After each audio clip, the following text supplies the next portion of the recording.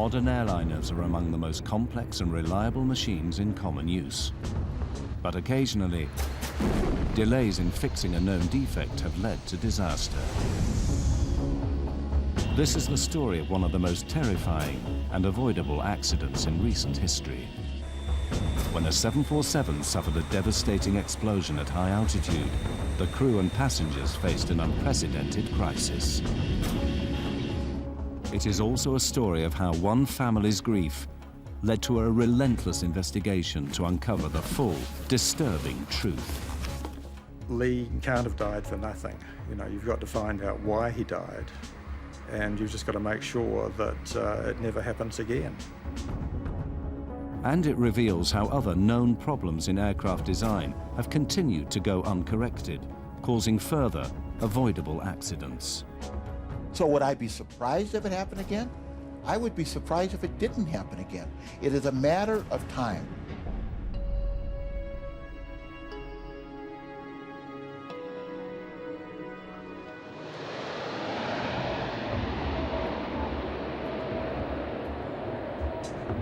One of the most shocking cases of a known design flaw being ignored for years would finally take its toll on a United Airlines 747 bound from Honolulu to Auckland, New Zealand.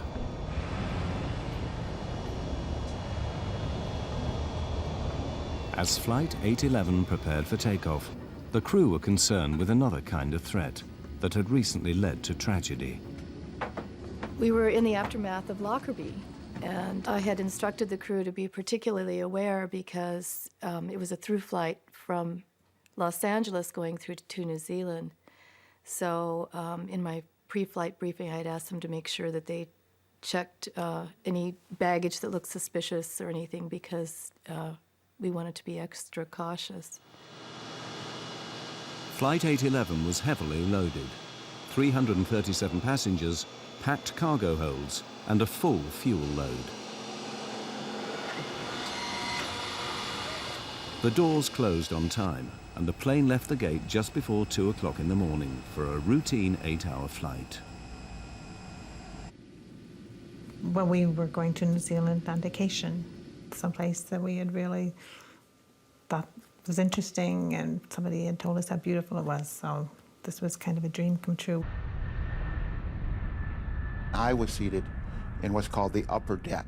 I hadn't had a vacation in 5 years, and I took all my Mileage Plus points from United Airlines, and I purchased a business class ticket to Auckland, New Zealand, and Sydney, Australia. I was going to finally make that dream vacation I'd always wanted, to get to Australia and lay on a beach somewhere and forget about airplanes, forget about accidents, and get this out of my mind for a while.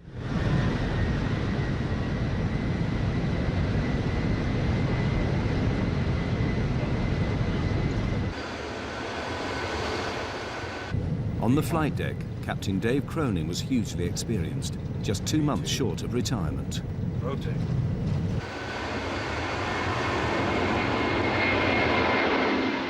I flew almost 35 years with United. I've got over 30,000 hours of flight time and just about everything, military as well as civilian. My co-pilot, or first officer, was Al Slater. And I've known Al at that time for probably 20 years. And the second officer, Mark Thomas, was the first time I had flown with him. But we got along real well. Tell them we can handle 33 if it's available. Okay. The pilots wanted to climb to 33,000 feet above the Pacific Ocean to avoid turbulence from bad weather. We did notice that there were thunderstorms 100 miles south, right on course, which was rather unusual for that time of night. So I left the seatbelt sign on. Captain Cronin's decision to keep people fastened in their seats would save the lives of many. We were still climbing out, and the seatbelt sign was still on, and just basically getting ready to serve beverages and then to tuck everyone in for the evening because it was going to be a long flight down to New Zealand. Okay, tell them we're going to detour over to the left. Center, United 811 Heavy, we're going to be detouring. Some weather here, it'll be to the left, of course. 100 miles from Honolulu, As Flight 811 climbed through 23,000 feet, a critical malfunction was about to occur. There was now a huge air pressure difference between the inside and outside of the aircraft. Suddenly, passengers sitting just above and behind the cargo door heard a noise. Then there was kind of a grinding noise.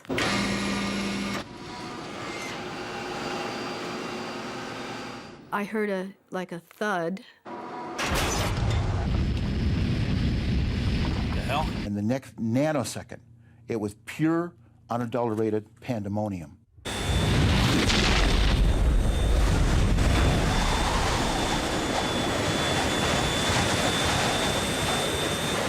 We lost number 3. Going down. It looks like we've lost number 3 engine and we're descending rapidly. Coming back. The next thing I knew, I found myself on the stairwell, hanging onto the rungs, and I immediately knew it was an explosive decompression. The cargo door had torn off and ripped a huge section of the plane with it. The pressurized air inside blasted out with explosive force. I immediately thought of Lockerbie. We actually thought it was a bomb that went off. It was hell on earth. Everything on the airplane that wasn't fastened down, tied down, or secured became airborne. The noise was incredible. Everything in front of us was gone. Where we were sitting, we were about 6 inches from the hole, so there was nothing in front of us or to the side of us. The whole side of the plane was gone. Actually, our feet were dangling on the hole, and I first thought we weren't going to make it. You know, I just didn't think there was any hope. With the pressurized air blown out, the lack of oxygen at 23,000 feet was now suffocating the passengers and crew. It felt like someone had kicked me in the stomach, knocked the wind out of me. And I remember trying to catch my breath and couldn't. You were supposed to grab those oxygen masks and put them on, except the oxygen masks in that cabin, they were ripped out of the ceiling and they weren't there. And I remember thinking to myself, this is what it feels like to suffocate. United 811 Heavy, we're doing an emergency descent. The pilots could tell from their instruments that the number 3 engine was failing, but they couldn't tell the full extent of the damage. Their priority was to get the plane down to a level where they could breathe normally. Put your mask on, Dave. But the pilots didn't know that the explosion had destroyed the entire oxygen supply. Can't get any oxygen. We're not getting any oxygen. You getting any? I can't get any either. With the plane heading steeply down and no word from the cockpit, the cabin crew feared the worst. I remember thinking that the cockpit, which is up in the upper deck, had probably blown off the airplane too, because as far up as we could see, there was nothing there.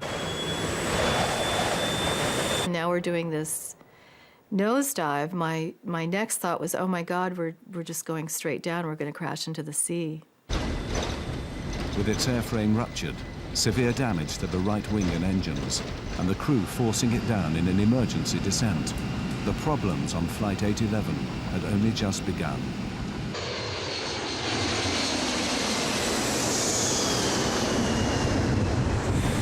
Two minutes after suffering a devastating explosive decompression, Flight 811 was still in a steep emergency descent, passing rapidly through 15,000 feet to reach breathable air.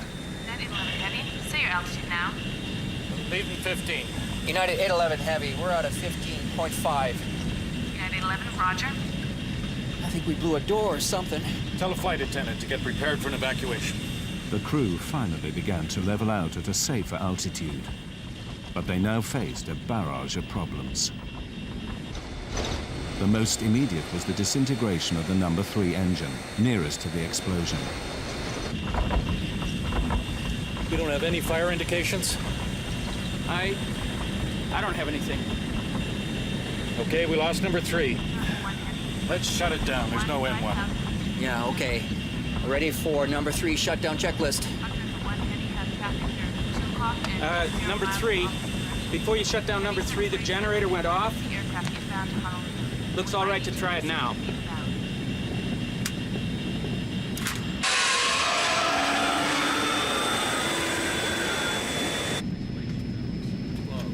Well, let's stop the vibration anyway.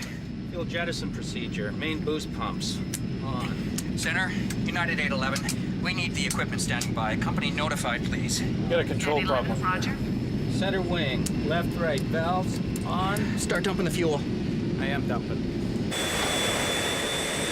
One stewardess had been seriously injured by falling debris. As Laura Brentlinger helped her, the full gravity of their situation suddenly became clear. As I'm holding her in my arms, I looked up, and as I looked up, that was the first time I saw this tremendous hole on the side of the aircraft that was just a void, and seats were missing, and I immediately knew that we had lost passengers. 5 rows of seats had been blown out in the decompression, killing 9 passengers. On the flight deck, the crew had turned the stricken plane back to Honolulu, but with 80 miles still to go, the crisis now got far worse. We got a hell of a control problem here. I got almost full rudder on this thing. Are you dumping as fast as you can? I'm dumping everything. We got a problem with number 4 engine? Yeah. Debris from the explosion had also damaged the number 4 engine. If it failed completely, the implications were severe. If you're on 2 engines and you weigh 700,000 pounds, that is a big deal. Simply because with that kind of weight, 2 engines are not going to keep you in the air. You're going to come down.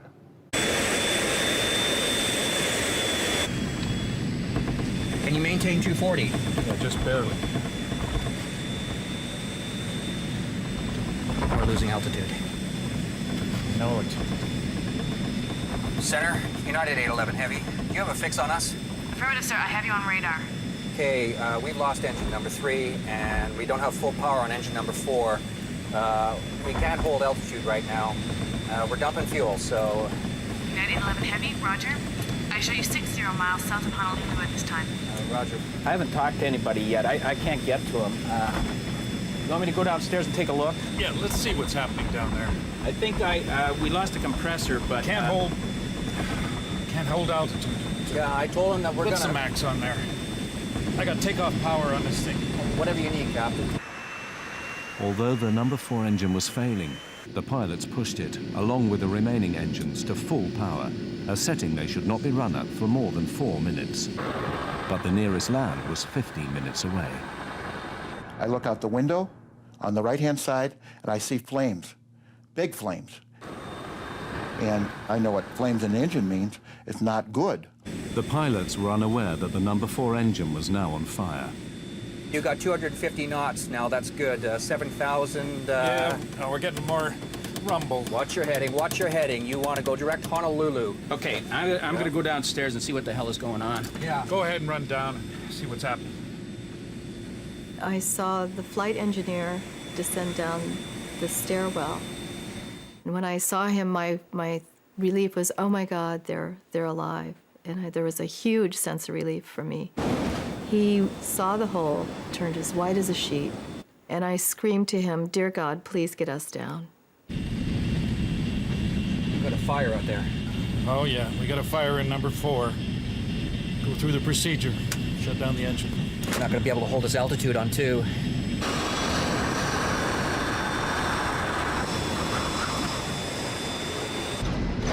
We got a fire on the right side. We're on 2 engines now. The whole right side, it's just gone from about the one right back to it's just open. You're just looking outside. What do you mean? It looks like a bomb. Fuselage? Yeah, the fuselage, it's just open. Okay, it looks like we got a bomb that went off on the right side. The whole right side is gone. Yeah, from about the one right back to, Anybody? some people are probably gone. I don't know. I knew that we had lost people. I didn't know how many. In fact, I didn't know until the next day how many were lost. But, you know, it's a terrible thing when you're a captain of an airplane and you lose passengers.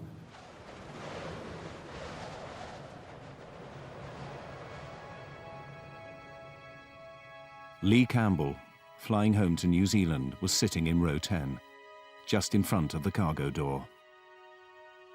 I woke up with such a start because I'd seen Lee standing by the bed, just with a grey jacket over his arm and a small smile on his face. And of course, as I woke up, it faded, wasn't there. And then we woke up in the morning, we discussed this. I said, oh, that was strange in the night, but it was such a vivid dream. Lee was standing there. And then the radio came on, and the first item of news is that there'd been a problem with the United aircraft. And I said, that was Lee, that's Lee's. And my blood just ran cold. I knew he was dead from that moment.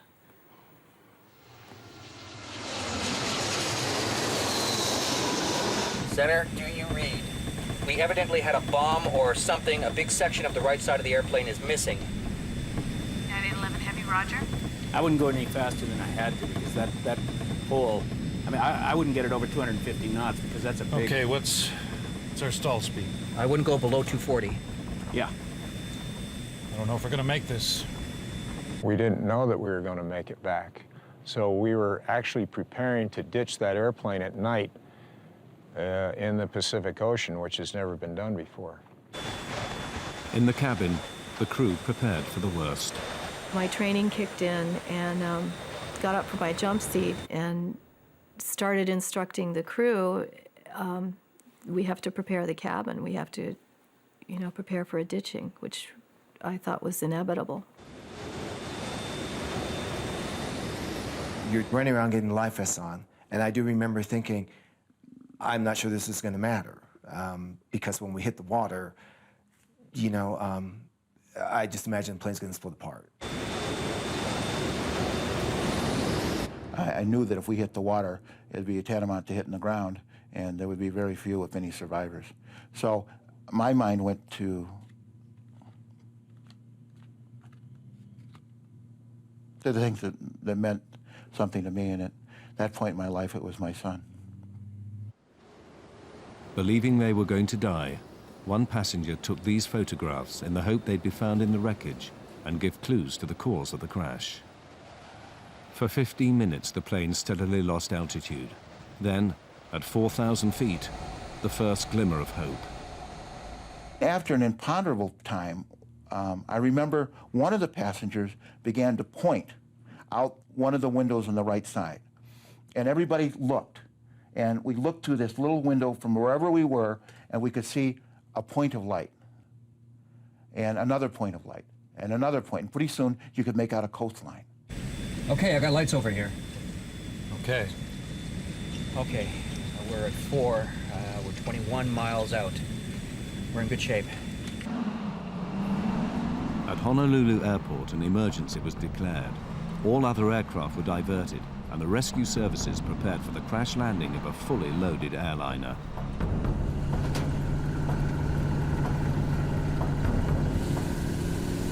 Hey, you want to give me some speeds? Yeah, 150 is going to be your 2-engine. Use a 160. I need souls on board if you have it. Okay, souls on board. 160 is the minimum. Stand by, United 811 Heavy. I don't know how many's on board. 200 and I don't have the paperwork in front of me here.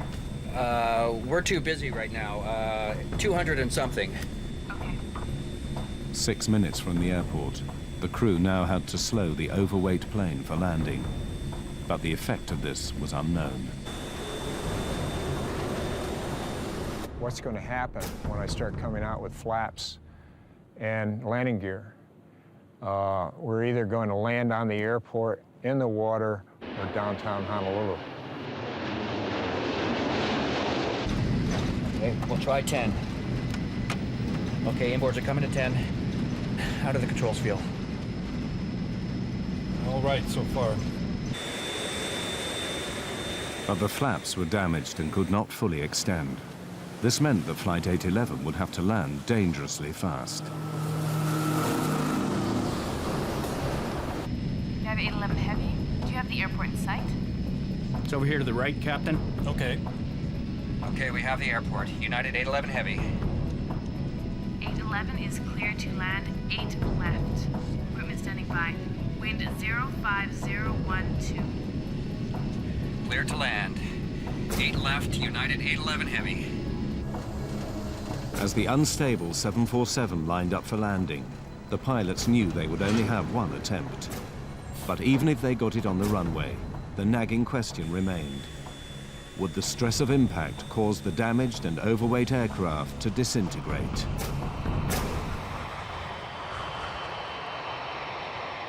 Severely damaged, with an unstable airframe and losing altitude on just 2 engines, Flight 811 now began its final approach to Honolulu Airport. 2-engine approach. 2-engine approach. We still had no idea how far off the ground we were, if we were going to make it to Honolulu or not. But that seemed like an appropriate time. If we were somewhere around land, that we're probably going to try and land somewhere to get the passengers in their brace positions. So that's when we started yelling for them to get down in their brace positions.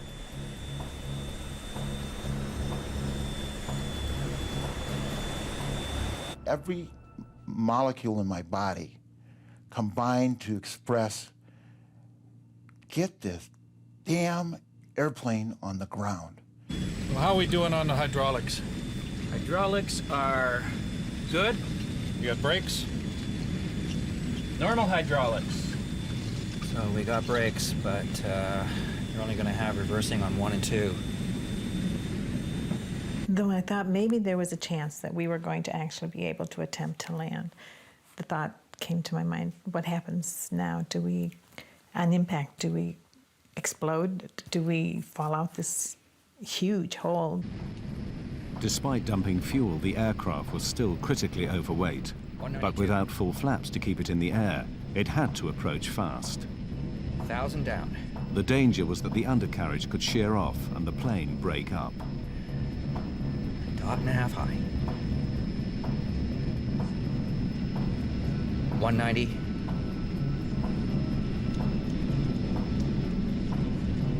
185. A little slow, Dave. It's below what we want.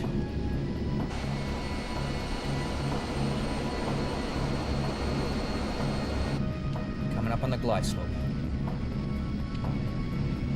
Okay. Well, let's try the gear.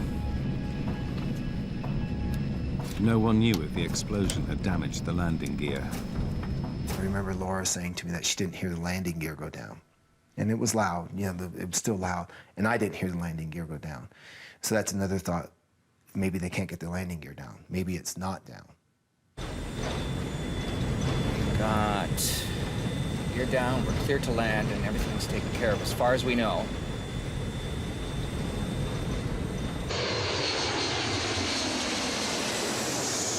$200. 195. Half a dot high.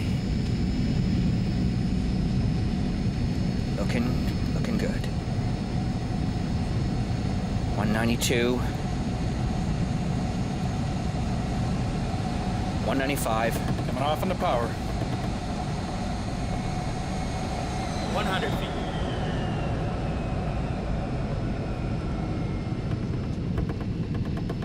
50 feet.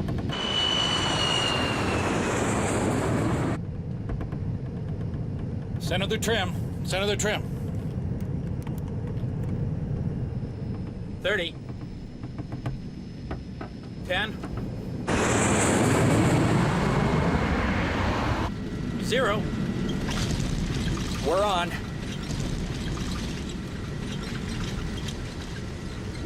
Gear's holding. We landed. It felt fast. And that was my next concern, is that we weren't going to stop at the end of the runway, that we were just going to keep going.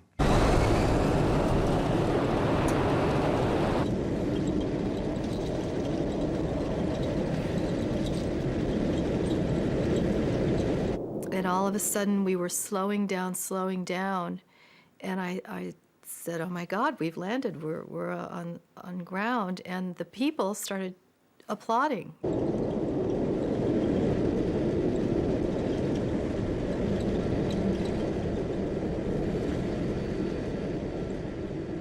Probably the best landing I've ever made.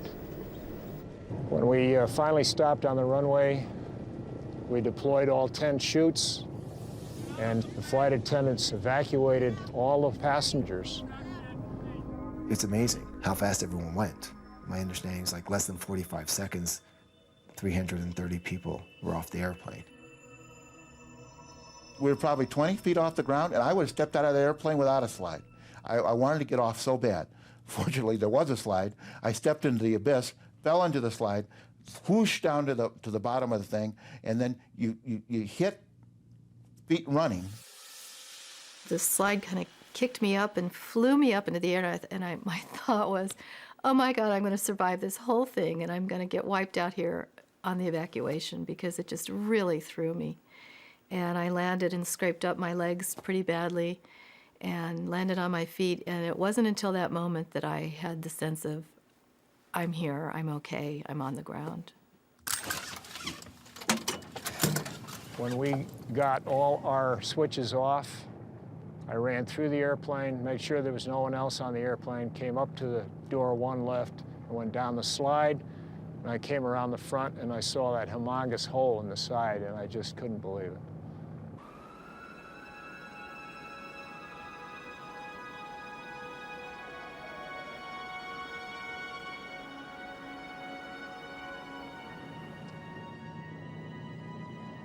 By the grace of God, we made it, and it was an awesome experience. I would never want to go through that again.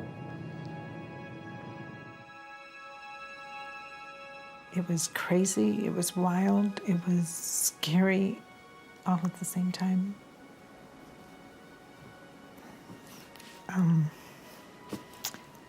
I just thought that was the end, that we were going to die. I mean, that was my first thought, that this is the end.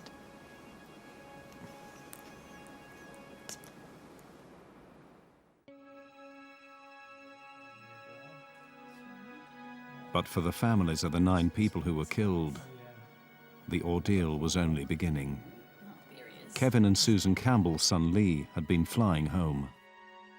About 3 o'clock in the afternoon, I think they said that there was no New Zealanders involved, but we just knew that it was Lee. And then about, I suppose, a quarter of an hour later, we got a phone call from Chicago, and they just said that they regret to inform us that our son was missing, presumed dead. And I guess about another hour after that, a policeman arrived at the door, and he took one look at us and he says, "I can see that you've had the news." So it was just an awful, awful day. And it certainly didn't get much better for a long, long time.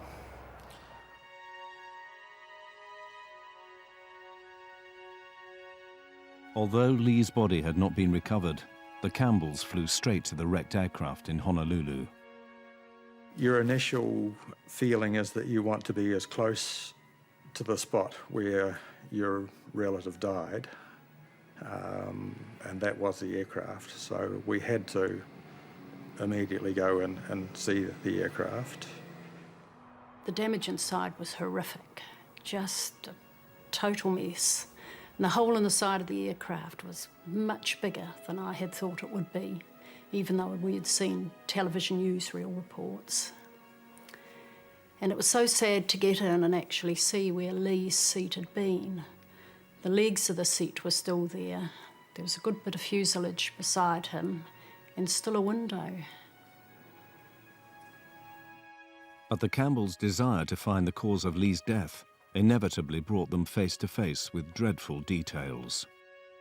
They took us to the medical examiner's office as well, because they had found body parts and that sort of thing. So they didn't actually show us the body parts, but they showed us bits and pieces that they had recovered from the engines, and we got the medical examiner's report on what they had recovered. So, we really would have preferred that it was Lee that went through the engine, because it would have been an immediate death, whereas it was a 4-minute fall down to the ocean, and we know that the people could have been alive as they were falling. And when you think about that, that's just horrific. As it became clear that their son's body would never be found, the Campbells' need to find the cause of the accident that killed him grew stronger. Lee can't have died for nothing. You know, you've got to find out why he died, and you've just got to make sure that it never happens again.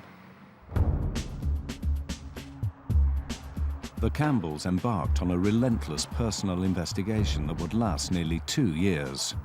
The loss of their son meant they would stop at nothing to uncover the truth. The engines number 3 and 4. 2 months after the accident on Flight 811, when the National Transportation Safety Board held preliminary hearings, the Campbells made sure they were there. But they soon grew frustrated.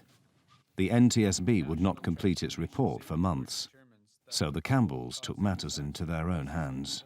We certainly weren't going to leave it to the NTSB to come up with the findings. We were going to follow through. And when the hearings ended, they had said that we could take whatever we wanted off the press table.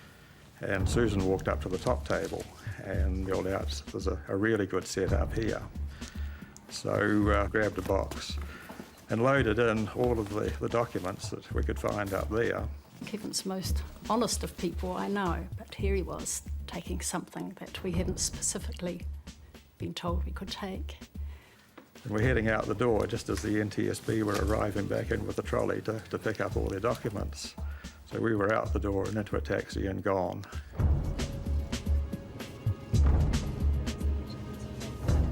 So we quickly realised we'd got a really good set of papers with a lot of things that hadn't been released to the public. We were able to really start our investigation in earnest at that stage. The unpublished documents revealed a disturbing catalogue of problems with the forward cargo door, going right back to its original design. Instead of a plug door that gets jammed into its frame as the aircraft pressurizes, Boeing opted for an outward opening door. This allowed for more cargo space, but was not fail-safe like the plug design. So Boeing built what they believed was a foolproof locking mechanism. What they do is they build in multiple redundancies to make sure the door is properly latched and does not open. And you build it in to a point of that it's extremely improbable that the door would ever open.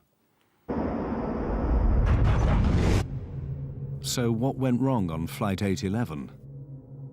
The Campbells soon discovered that the problem lay in the design of the locking mechanism. To lock the cargo door on the 747, electric motors rotate C-shaped latches around pins in the door frame. A handle then moves arms, known as locking sectors, over the top of the C latches to prevent them from reopening. But as early as 1975, problems were found with the locking sectors. Kevin Campbell, an engineer by training, built a model to show the weakness in the Boeing design. Initially, the locking sectors were made in aluminium, and in 1975, Boeing realised that they weren't strong enough, and they actually doubled up the aluminium to make it double thickness. But it still wasn't strong enough, and a lot of the airlines didn't even put the doublers on anyway. The weakness of the aluminium drastically increased the risk of the door accidentally opening. With the aluminium locking sectors, if the C-locks tried to backwind, open electrically, it would just push the locking sector out of the way. It just simply wasn't up to the job that it was designed for. For 20 years, 747s have been flying with this crucial weakness.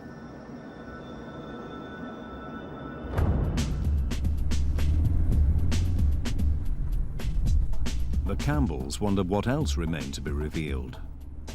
They redoubled their efforts to uncover the full truth behind the accident that had killed their son. We bought a car and set off in the United States to see as many people who were involved with the accident as possible. We started at Seattle, down to Denver, across to Chicago, through to Washington, D.C., down to Kentucky, on to Miami, and back across to San Diego, back up through San Francisco, back to Seattle. And that was just one trip. The Campbells soon found that a shockingly similar incident to Flight 811 had given clear warnings of the dangers in the cargo door.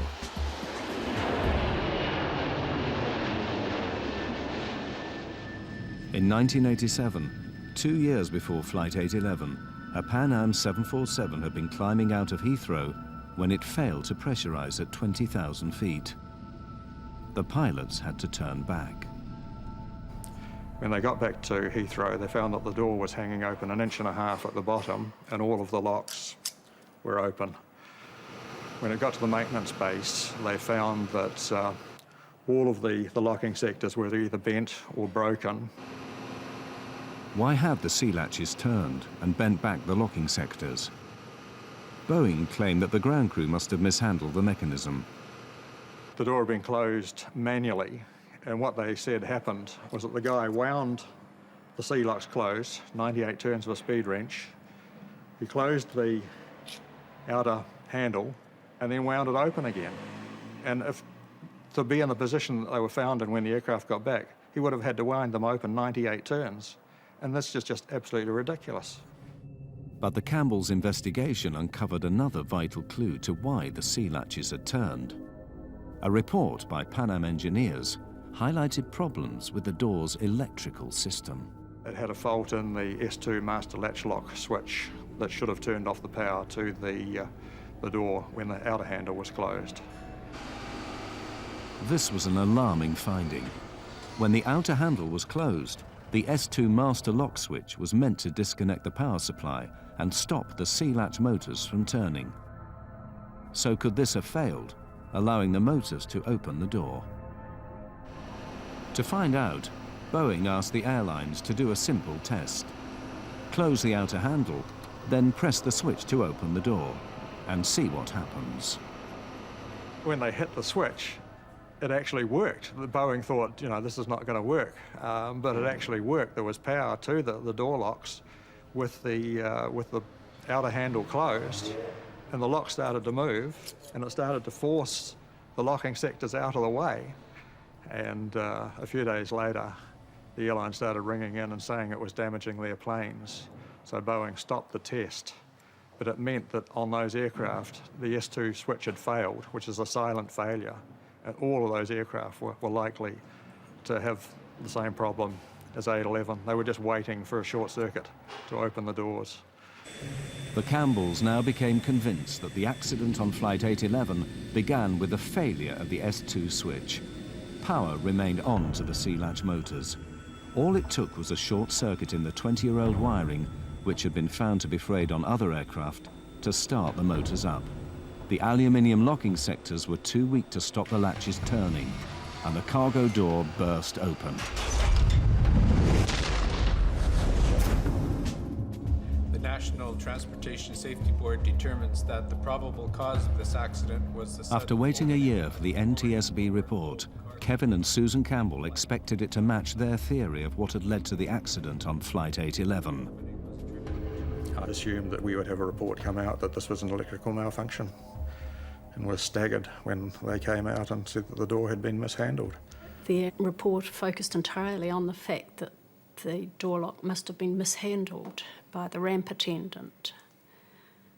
That was disappointing, and we felt that they must have been at a different hearing from the one we were at. So how had the NTSB come to their conclusion? There was other evidence that we had found during our investigation of improper procedures by the United mechanics and ramp people. So we were convinced that there was, we could use the word abuse being done on the doors. The doors were sort of abused and weren't maintained very well. We concluded that the probable cause was mechanical. For the Campbells, the NTSB's failure to mention the electrical problems just wasn't good enough. What they said happened was the door was closed, the locks didn't fully close, they just partially closed, just hanging on the pins, and then they closed the outer handle. But it just simply can't happen because that part of the locking sector is still intact. Just simply can't happen. You can't close the outer handle unless these are in the fully locked position. It's the only way that the outer handle will close. And just closing this manually, you can't exert enough force to actually damage this part of the locking sector. All it does is just butts up against there. If the locks aren't fully closed, it just simply butts up against them and goes no further.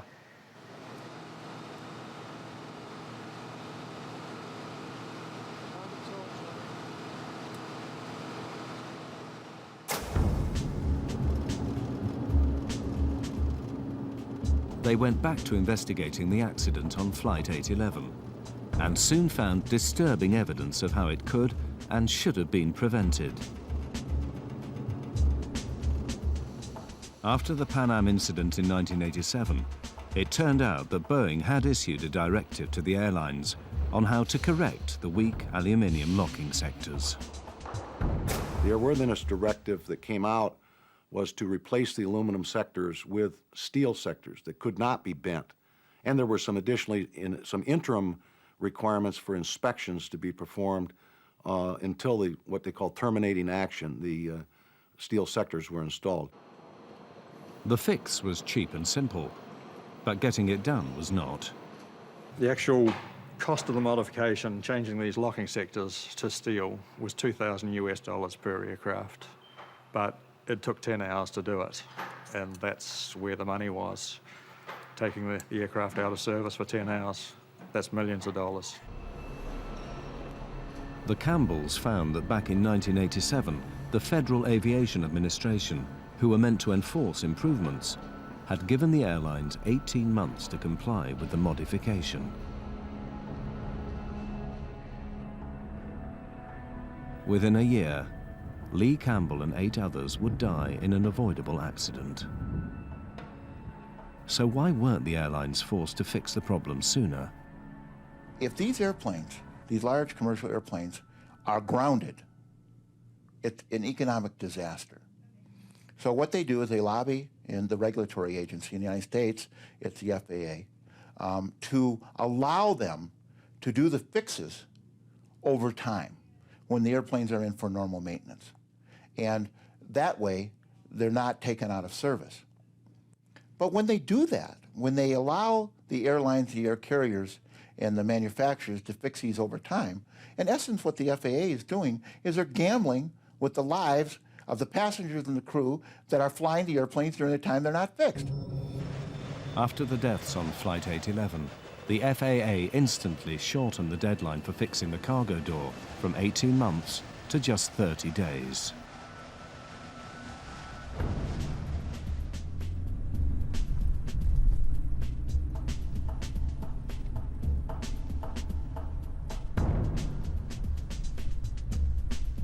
It was only when United had gone from one of the airlines of first resort to one of the airlines of last resort in New Zealand that they just totally out of the blue, we got a letter inviting us over to see them.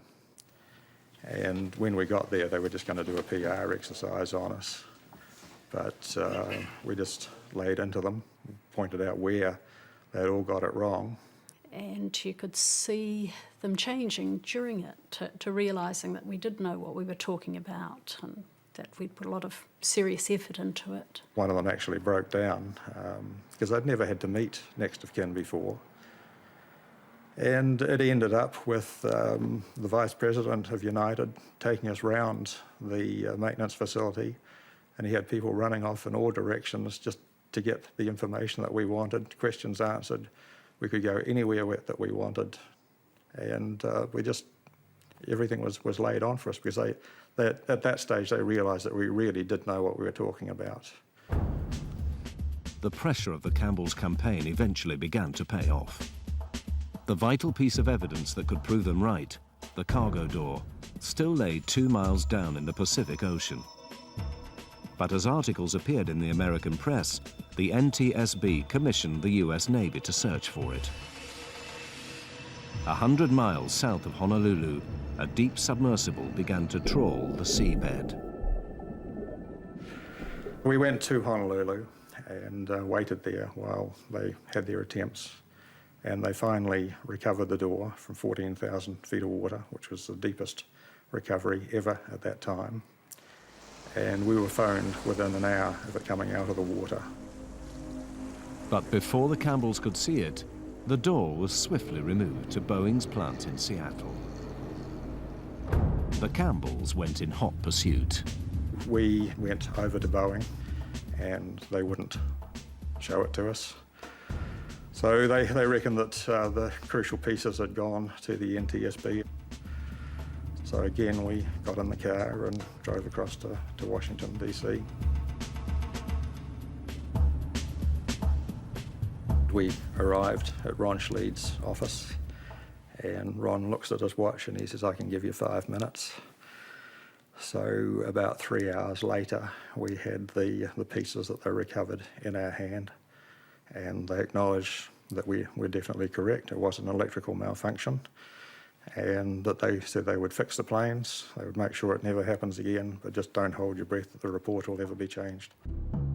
Even with the evidence of an electrical malfunction in their hands, the NTSB refused to change their report. Then, in June 1991, fate intervened. A 4-year-old United 747 was sitting on the apron in New York when the C-latch motors started up and the door opened itself. There was no way that they could hide it any longer. They simply couldn't deny that it was an electrical malfunction that was covering it. Was that in fact the actual... Finally, the NTSB publicly issued a revised report that concurred with the Campbells' version. There was an inadvertent failure of either the switch or the wiring that caused an uncommanded opening of the door. It's nice that other people know that you're right and had been all along, and that the support that they had given you was vindicated. The Campbells spent thousands of dollars of their own money on their campaign. They were never interested in a financial settlement for Lee's death, but they did persuade United and Boeing to set up a university scholarship in his name. I couldn't have lived with myself if we had done no investigating ourselves. It was just something we both felt we needed to do. We didn't even discuss it. We just knew that's what we would do. Yeah. But despite long and public campaigns like that of the Campbells, critics fear that the airline industry has not learnt the lessons from Flight 811. The regulatory agencies, they have a dual charge. One is to encourage aviation, and another is aviation safety. And when they get in a position where you have economics up against air safety, they tend to err on the side of economics rather than safety. Serious accidents caused by known defects have continued to occur. In the 1990s, known problems with icing on aircraft wings caused a series of crashes. At least 3 planes have had fatal fires due to known dangers from flammable insulation material.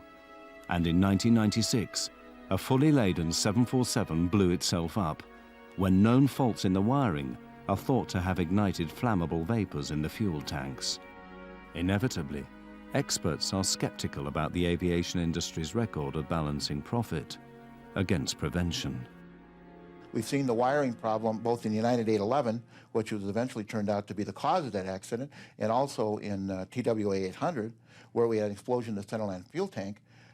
The industry answer to 20 and 30-year-old wiring, and when the wiring can fray, break, crack, cause a short, which can either ignite fuel, like in TW 800, or open a cargo door, like in United 11. And what the industry says, don't touch it. Don't go in there. Don't inspect it. Don't try to fix it. Don't try to remove it, because it's so brittle that if you go in there to try to fix it, you're going to do more damage than you're going to do good. And that's what I call the ostrich approach to maintenance and safety. You know, we've decided that you can have an spark of ignition in the centerline fuel tank of a large air carrier. But so far we've been lucky. We've only had one every 10 years. We've only blown up 3 or 4 airplanes. You know, to go in and replace this wiring would ground all these airplanes, would be astronomically expensive. You know, 1 airplane every 10 years, 1 airplane every 5 years, 200-300 people, cost of doing business. Cost of doing business. And that's a great economic analysis, and unless your mother or your child is on board one of these airplanes that happens to pay the price for their economic satisfaction.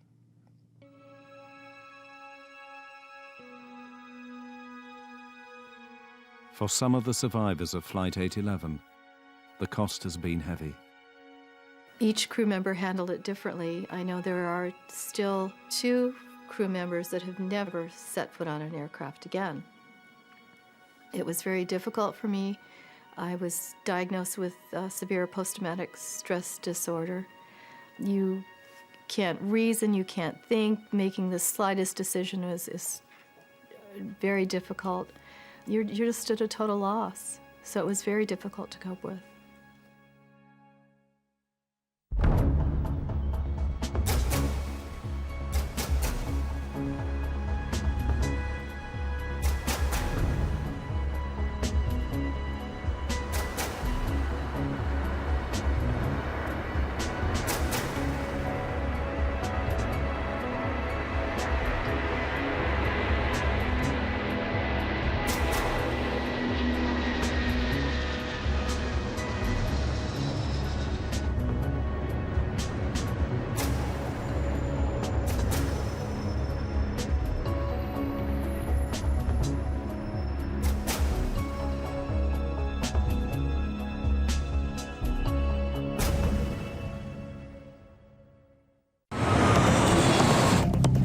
A brand new 767. Fuel pressure? Why would that be? How come I have no instruments? A catastrophic failure at 26,000 feet. Winnipeg, Air Canada 143. Air Canada 143, go ahead. Just lost both engines. Holy cow! I'm talking to a dead man. How far are we from Gimli? You're approximately 12 miles from Gimli right now. I guess I'll just slip it. The crew is out of options and running out of time. They're at the controls of a 95-ton jet that's quickly falling from the sky.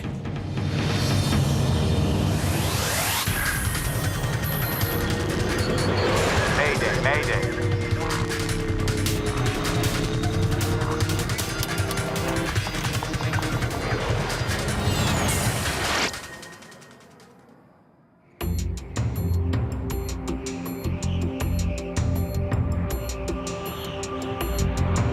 In placid skies over central Canada, Air Canada Flight 143 is just past the halfway mark of its journey from Montreal to Edmonton, Alberta.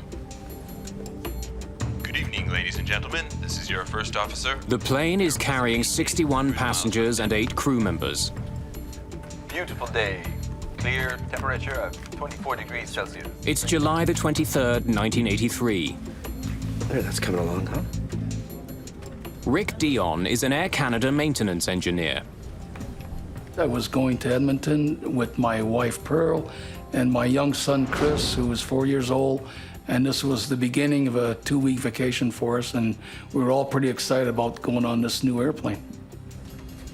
Compliment of the captain. Oh, hey, Rob, thanks. Whenever you want to come up to the flight deck. This was my first flight on the modern 767, as the company had just acquired them. I'll be back in a minute, okay? I was interested in going to the cockpit to see all this new technology fit in with the work that I did on aircraft. The captain on this flight is Bob Pearson. He's 48 years old, and he's spent more than 15,000 hours in the air. His first officer is Maurice Quintel, who has more than 7,000 hours of flying time. Come on in. Pardon me, gentlemen? Rick. I knew Bob Pearson from the small flying club that I attended in St. Lazare, and he was actually one of the local pilots there that used to do some gliding, and he also flew the ultralight lasers. We had departed heading northwest, a nice clear sunny day in July. We're flight plan at 39,000 feet. There were a few airplanes that flew that high in 1983. And we requested 41,000 feet, which got us further above the jet stream out of the west. The crew may have accumulated a lot of hours in the air, but very few in this plane. It's Boeing's latest and most advanced wide-body jet, the 767. An army of microprocessors in the belly of the plane automates so many functions that the flight engineer's job has been eliminated. This is one of 4 767s that Air Canada has recently acquired. The plane itself has only 150 hours on it. Quite a difference here, huh? Oh, yeah. Reset on and start here. The cockpit is different in that all the old instrumentation that we're accustomed to, mostly that was all gone. It was all CRT display, like small TV screens. It was a new high-tech airplane, which involved quite a change for the crew and the maintenance personnel, people handling it. This was a new aircraft for both the captain and I. At the time, I had 75 hours on that airplane, so everything was new for me. Pilots and maintenance crews are both still getting to know this airliner. Well, then we get that same condition. Captain Pearson explains to Dion how he handled a small problem with the engines on an earlier flight. Comes back down to low stage and we just carry on. You know, that brings up an interesting... Fuel pressure. Why would that be? Whoa. A warning alerts the crew to critically low pressure at one of the plane's fuel pumps. Something's wrong with the fuel pump. The 767 has 3 main fuel tanks, 2 in the wings, which are always used, and 1 in the center, only used on long-distance flights. Electric fuel pumps draw fuel from each tank and feed it to the plane's 2 engines. The low-pressure warning could mean that one of the pumps needs maintenance, but it could also be a more serious issue, a lack of fuel to be pumped. That forward fuel pump. It's just a bloody pump failing, I can tell you that. Another low fuel pressure warning sounds, this one from another fuel pump on the plane's left side. Pearson's flight management computer tells him he should have plenty of fuel for the remainder of the trip. The 767 also has separate digital fuel gauges, but on this flight those gauges are out of service. The warnings don't make sense. It got a little more interesting when the second fuel boost pump light came on for that tank, which was the left tank. This seemed quite abnormal, that 2 pumps would fail in a brand new airplane. We had some kind of a problem that we didn't understand. What would your assessment of that be? My own personal thoughts? It might be low in the left tank. I used to be involved with transferring fuel, and I know that when you're trying to empty a tank, it'll start flashing periodically, and then the pump will reprime, and then the light will go out. In this case, it appeared to do exactly the same thing. Captain Pearson knows that if the left tank is running low, the right tank may be low as well. Let's head for Winnipeg. Now. Pearson wants to land as soon as possible in case he is running out of fuel. The crew is still more than 700 miles away from their original destination, Edmonton, Alberta. The nearest major airport is Winnipeg, Manitoba, a mere 120 miles away. We're showing lots of fuel on board our flight management computer and 3 normal fuel checks cross-checked with our fuel on our flight plan.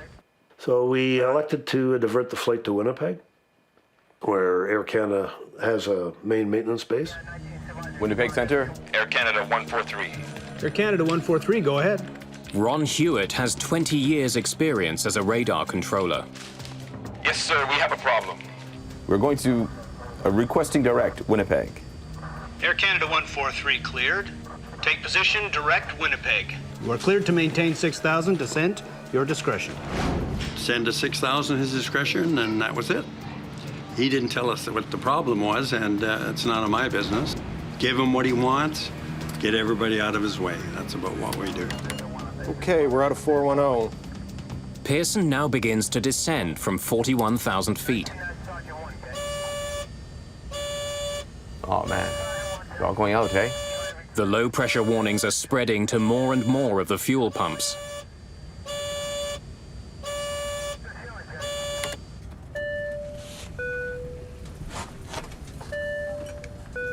Quintel instructs the cabin crew to prepare for an emergency landing. Hello. Cabin, we think we have problems with our fuel system. We are diverting to Winnipeg.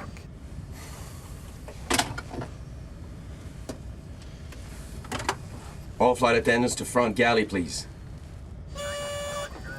I hope this is just false warnings.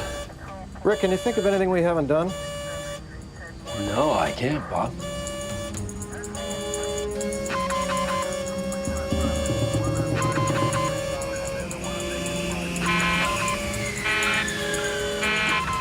Okay. We've lost the left engine. Losing an engine erases any doubt. Flight 143 is in fact running out of fuel. Okay, checklist. Single engine landing. Pearson is trained to land a 767 with one engine. No one has ever tried landing with none. He scrambles to get his plane down so that he doesn't become the first. With only one engine powering Air Canada Flight 143, and with the possibility of the other engine shutting down, the crew prepares the passengers for the worst. Ladies and gentlemen, this is your in-charge flight attendant speaking. Due to mechanical problems, we'll be preparing for an emergency landing. Please return to your seats and fasten your seat belts. Your crew is fully trained to deal with this situation, and as you may have noticed, some crew members have already started to prepare the aircraft. I had no idea, like the rest of my crew members, that there was a problem with fuel. I had no idea why we were going to Winnipeg. Approach and landing. Flaps will be 20. Right. Ground flap override. As they're doing that drill, the right-hand fuel pump low pressure light was flashing as well, much like it did on the left. They were quite busy carrying out the first engine out, not watching the pump lights, which was right at my eyebrow, so I kind of knew that that one there was going to shut down too. What was that?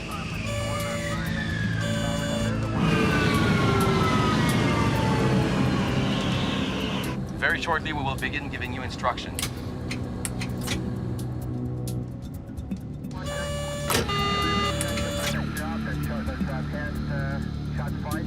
How come I have no instruments? Our beautiful colored engine and flight instrument displays simply went black. Ladies and gentlemen, please remain calm. Please follow our instructions. Refrain from smoking and put your chair back in the upright position. Secure your seatbelt tightly against your hip. It's exactly what Pearson had feared. He's lost both engines. At 26,500 feet, still 75 miles from the nearest major airport, he's out of fuel. Winnipeg, Air Canada 143. Air Canada 143, go ahead. Just lost both engines. When both engines shut off, I think you said, holy, I'm talking to a dead man. We were trained in the simulator to handle a single engine failure. We had never practiced, and I don't believe most pilots ever get the chance to practice total engine failures. 143 just lost their engines. It's highly unlikely that anybody's going to survive this. Because I could see them trying to make a turn and spinning in. An airplane's engines not only provide thrust, they also generate the power needed to manipulate the plane.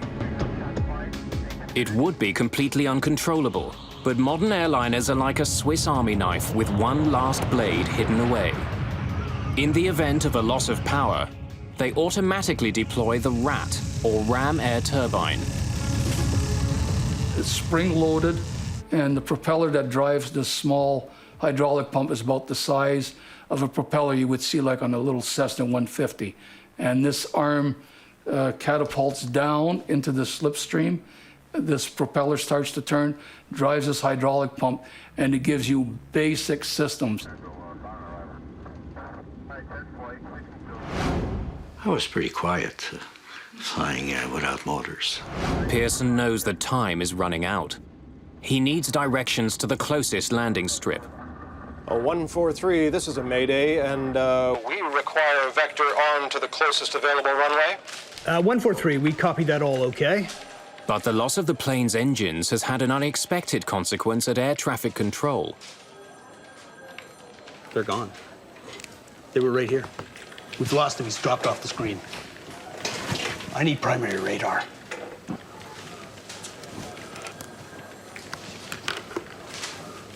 Uh, 143, we've lost your transponder return and are attempting to pick up your target now. We work on transponder, it's called secondary radar. We take the pilot signal to paint the aircraft.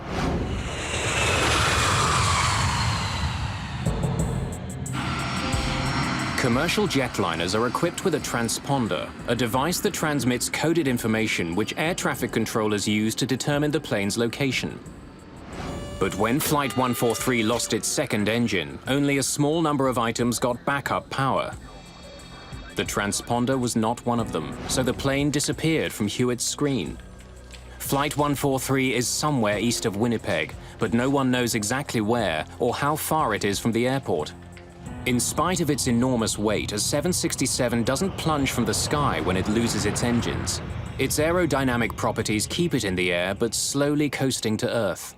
And I was trying to figure how many miles we were moving ahead versus how many thousands of feet we were dropping. But Quintel doesn't have the instruments which provide the information he needs to make that calculation. Since he lost the plane's signal, Hewitt can't give Quintel that information either. Controllers hurriedly work to rig up a way to find the plane. Just before landing, you will hear the command, brace for landing. Brace immediately and stay braced until the plane comes to a complete stop. There are two ways to brace. One, bend forward. Raise your arms and hands against the seat back. Bryce Bell is a businessman on his way home to Edmonton. As soon as they announced that we were making an unscheduled stop in Winnipeg, I immediately wished I hadn't had the 2 drinks that I'd had, because I thought, you're going to have a split second here, and this plane's going to explode in flame, and the decision you make in that split second will depend on how alert you are. Okay, please put your personal belongings in the seat back pocket.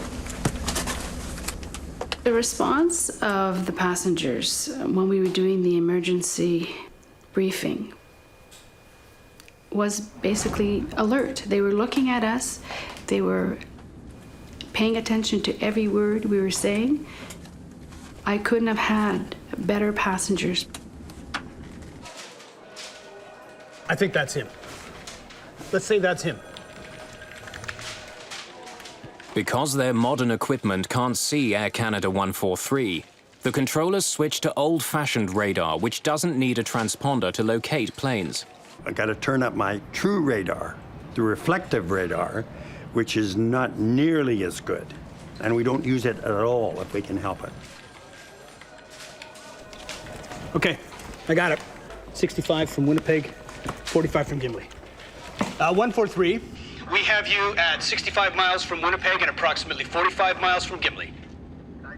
For the first time since losing power, the pilots know their distance to Winnipeg. We might make Winnipeg. Quintel, however, thinks that Gimli is a safer bet. Gimli, Manitoba has a decommissioned Air Force base. It's about 20 miles closer than Winnipeg. As luck would have it, Maurice Quintel trained at Gimli while in the armed forces. He knows it well. 45 miles to Gimli. That is a long runway. Is there emergency equipment at Gimli? Negative emergency equipment at all. Just one runway available, I believe. And no control tower and no information on it. Pearson must consider the possibility of a crash landing. If he has any chance of making it to Winnipeg, which has full emergency support, he knows he must try for it. Okay, then we would prefer Winnipeg. Fine. 143, continue your present heading.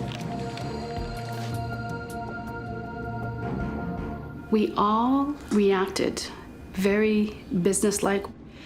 and say something specifically to the situation, but never would we ever look at each other. I think we were all afraid that we might break down. Parents were hugging their little kids, and people were busy scribbling away, which I found out afterwards where they were writing their notes to loved ones and their wills and all kinds of things like that. It was pretty nerve-wracking. 143, a question if you have the time.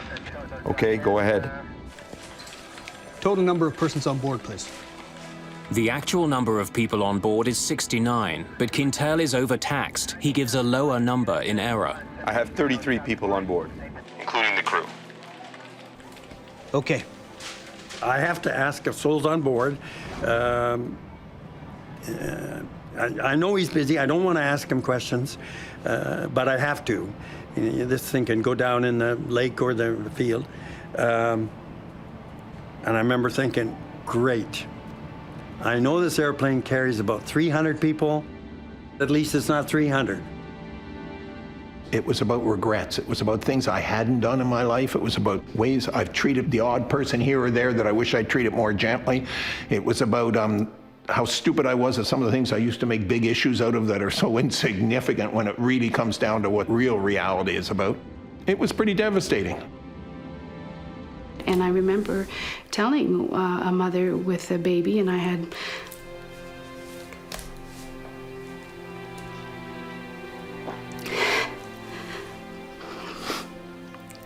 my daughter Victoria, and telling this woman that it was going to be okay. And I did it. I was so proud of myself that I could be so straight with her and tell her that it was going to be all right and really look at her in the eyes. Okay, and how far from the field are we now? You're 35, correction, make that 39 miles from Winnipeg. Roger. Now that controllers can see Flight 143 on radar, they can provide Quintel with the information he needs to figure out if he can glide as far as Winnipeg. Roger, what is your altitude now? 8.5. 8.5.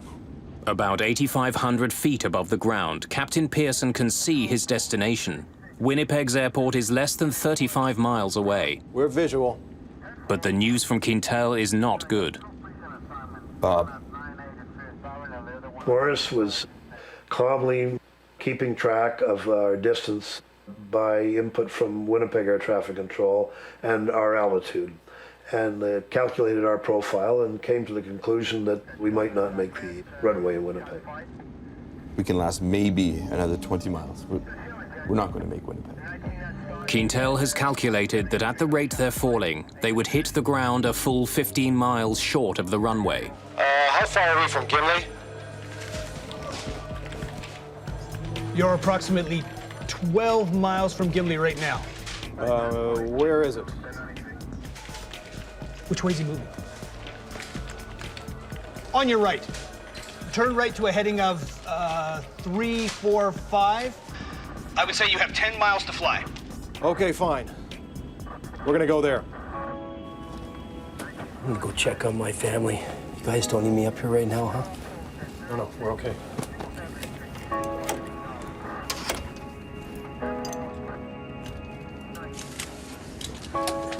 Don't worry about it. It's okay. They got it under control.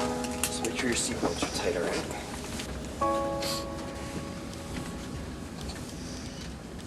When I went finally to sit down in my seat, this is where I thought, wow, this is it.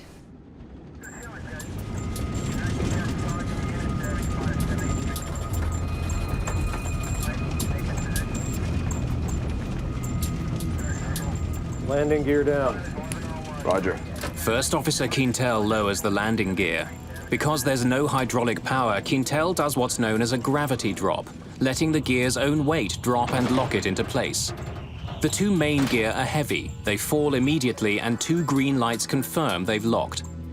But the nose gear is lighter, it doesn't lock. We could hear the main gear clearly, falling and locking. I was not aware that the nose gear was not down and locked. It was sort of a last minute, and if it's something that you cannot control, you don't talk about it, you don't mention it, The main thing was bring the aircraft on the runway. 5 miles to touchdown. Roger. We have the field in sight. 5 miles from Gimli, Pearson and Quintel finally see a runway they can land on. But there's a problem. We're too close, huh? It's going to be too steep, too fast. Yeah, I know. Pearson is almost at the runway, but he's much too high above it. If he comes down at a normal descent rate, he'll miss the landing strip. But if he comes down steeply, his plane will gather a dangerous amount of speed. He won't be able to stop before the end of the runway. The normal approach, we have leading edge and trailing edge flaps, which allow us to slow the airplane down and fly at a slower speed safely. We did not have those flaps as they run off the main hydraulic system. So what are we gonna do? So we discussed, we had two possibilities. One of them was to do a 360-degree turn and lose the excess of altitude. On the other hand, I thought it would take about 3 minutes, and we were already descending at the rate of 2,500 feet a minute. Only about 3,000 feet above the ground, the plane doesn't have enough altitude to make a full circle. It would hit the ground before making it back to the landing strip. Pearson chooses a second option. Well, I guess I'll just slip it. Pearson decides to try a maneuver called a side slip, practically unheard of on commercial airliners, but sometimes used by glider pilots. And Bob Pearson has a lot of experience flying gliders. I'm just gonna slip it down till we're almost down at the runway, then I'll straighten it out. Okay. Side slipping involves what's known as crossing the controls. Here we go. Pearson plans to force the aircraft into a sideways freefall, allowing it to drop quickly without increasing its forward airspeed. Pearson has never actually performed a side slip in a glider, but he's attempting one now in a Boeing 767. The only way that I could control our speed and our descent profile with the runway was to induce drag in the fuselage by cross-controlling the rudder and the elevators on the tail and the ailerons and the wingtips, and cause the aircraft into a crab configuration. Then I could vary that to increase or decrease our speed or increase or decrease our descent rate. Pearson controls the plane's descent by using his rudders and ailerons to change the angle of the plane. Crossing the controls involves tipping the wings in one direction, but turning the aircraft in the opposite direction, pushing it sideways into the oncoming air. As Flight 143 begins to drop towards the Earth, Quintel is about to discover something he did not expect. The runway he trained at 15 years ago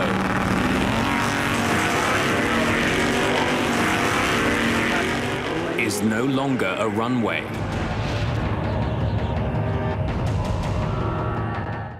Captain Bob Pearson is out of fuel, out of engines, out of options. If he can't line up with the runway at Gimli, he doesn't get a second chance.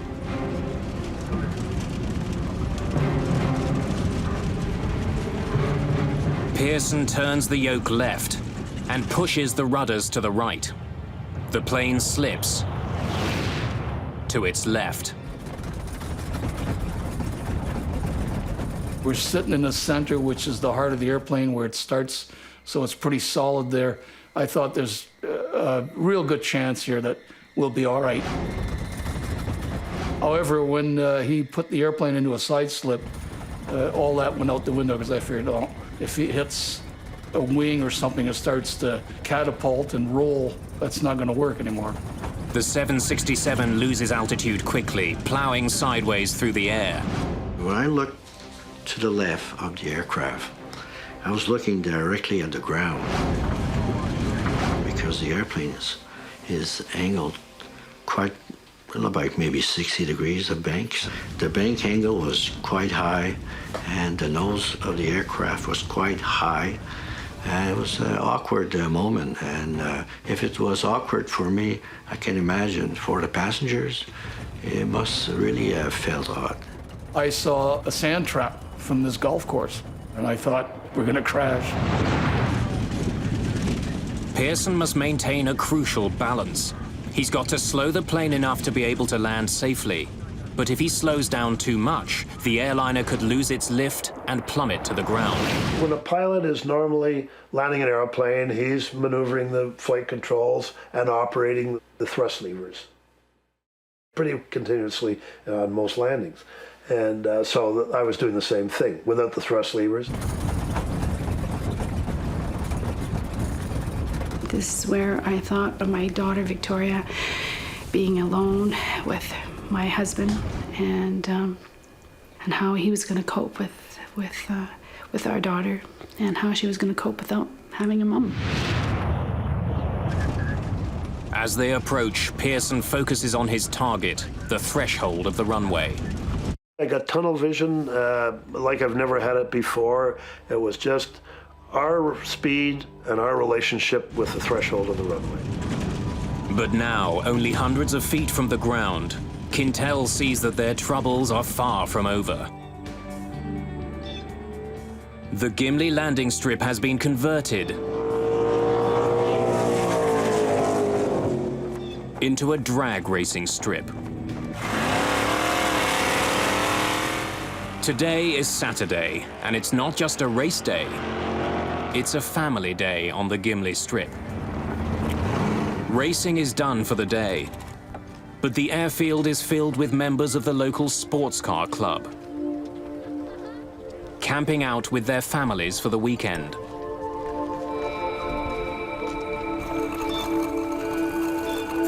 Two children have decided to pedal the length of the runway. They don't hear the plane coming for them. Without engines, it's silent. And one thing the 767 doesn't have is a horn. Brace! Brace for landing!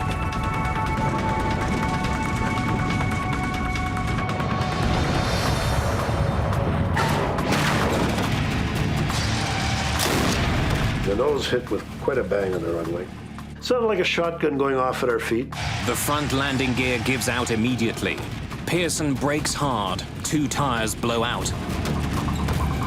The bottom of the right engine scrapes the runway. I was a robot. There was just no emotion at all. Finally, Pearson sees what's in their path. And I looked up and I could see two boys on bicycles. They must have been probably about 1,000 feet down the runway from our position when I saw them. And then at one point, I could see he raised his head, and he's surprised. Here's this big aircraft. I can still remember the look of terror on their faces. So they were close enough for me to see that. With no nose gear to steer with, Pearson's only hope of driving the plane left or right is by varying the brake pressure on the two main landing gear. That's when my heart started to pitter-patter a little bit.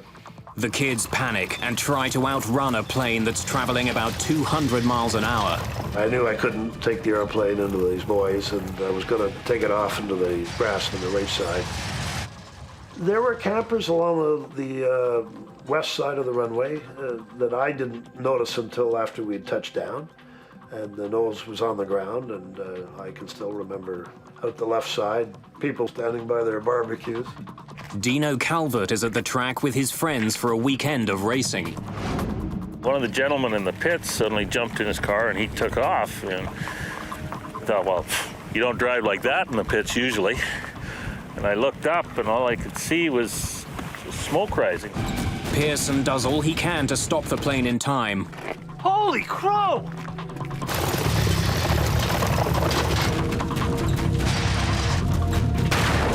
The plane plows into a guardrail installed down the middle of the runway. Smoke, Bob.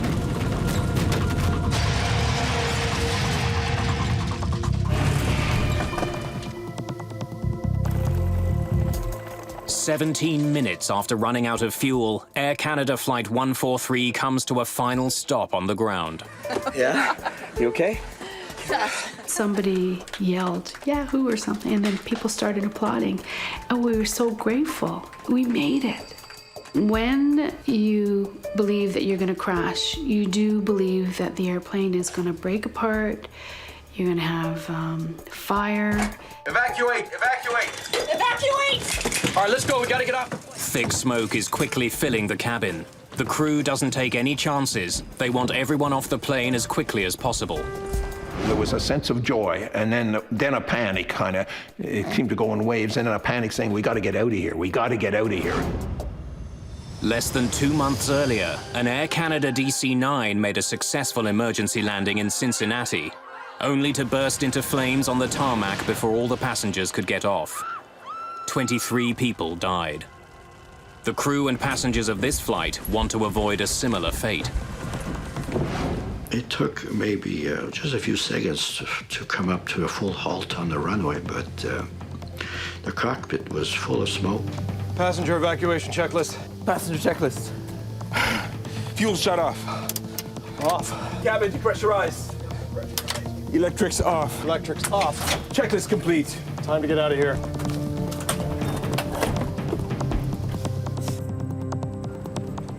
Come on, guys, get some fire extinguishers. We grabbed the fire extinguishers on our way, and you never go to a fire at a racetrack without having a fire extinguisher with you. And we ran up towards it.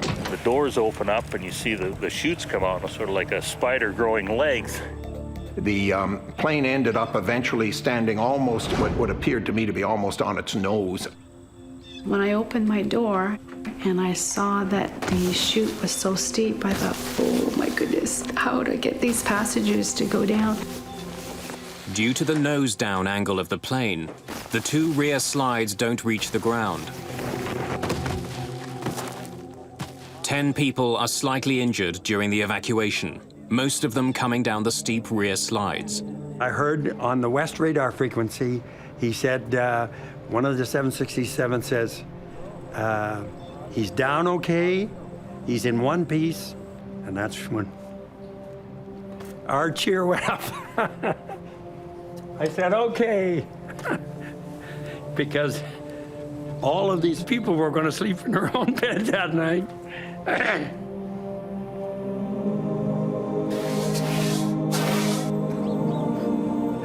There's still a lot of smoke coming from the plane's nose.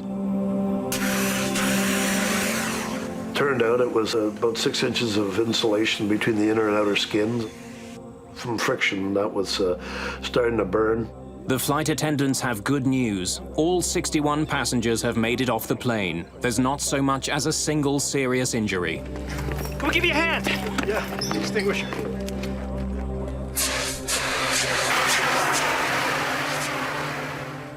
Bob Pearson has done what no one has done before. He's safely landed a 767 with no engines, gliding to safety for more than 26,000 feet.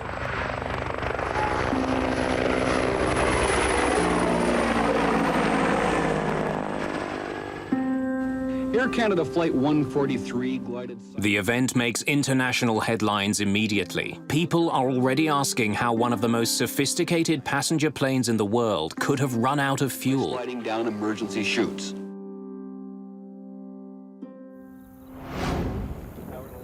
By the next day, the investigation has already begun. Bill Taylor and Diane Rochelot of Canada's Aviation Safety Bureau are among the first investigators at the scene. I was a junior mechanical engineering at the time. I had been working for Transport Canada for a year. Going to the field for the first time was very exciting. It was new. It was a major aircraft. Once we got into the fuel quantity indicating system, I actually left Diane to deal with the specifics of the computer system. First, Bill Taylor needs to confirm what everyone has been telling him, that the plane is out of fuel. Investigators drained the tanks, collecting less than 17 gallons of fuel. The 767 can hold almost 24,000 gallons. It's like having 5 tablespoons of fuel in a mid-sized car. Taylor next needs to examine the possibility that the fuel leaked out during the flight. The other checks involved looking for any evidence of fuel having been lost. I even went so far as to go into what they call the dry bay of the aircraft. I'm a bit claustrophobic, so I really wasn't too enthused about going up in there, but I crawled up and had a look around with the flashlight and confirmed that there was no evidence of fuel having been lost in there. That leaves Taylor with only one conclusion. Flight 143 took off without enough fuel. Now investigators need to find out why. It's in one piece. Diane Rochelot begins looking for the answer to that question in the plane's sophisticated electronics bay, located beneath the cabin. The 767 was a newer type aircraft, and it did have a lot of computerized system, and I guess back in 1982, these were coming onto the market at a fast rate, and they were newer types of electronic system.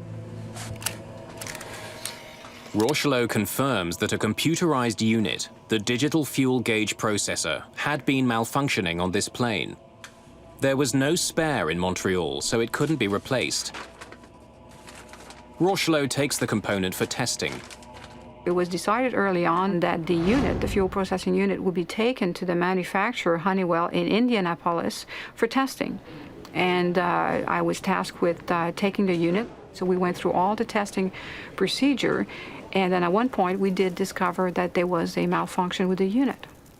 During the testing, we went more and more in depth, and we found out that one of the circuit, it's called an inductor coil.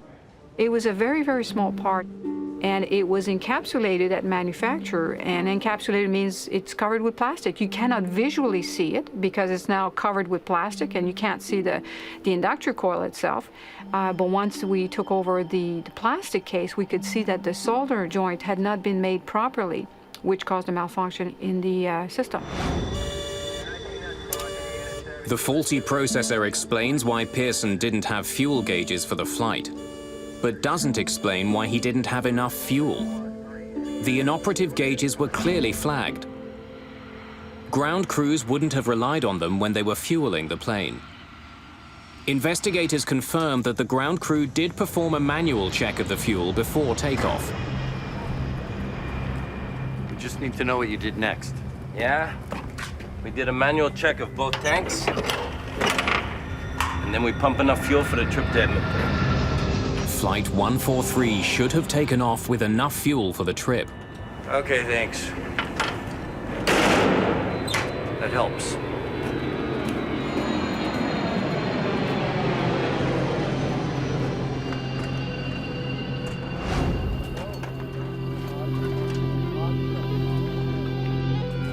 Investigators now have to figure out how one of the world's most advanced jetliners took off with half the fuel necessary for its flight.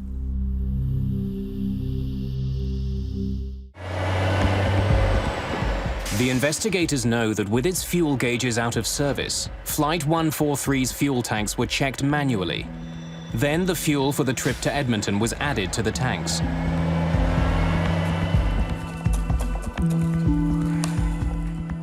But before the plane could be given more fuel, a crucial calculation had to be carried out. Pilots need to know the weight of the fuel on their plane. But fuel trucks pump jet fuel by volume.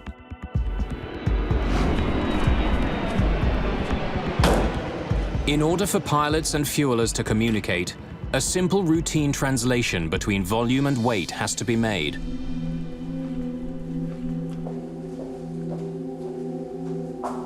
Thank you.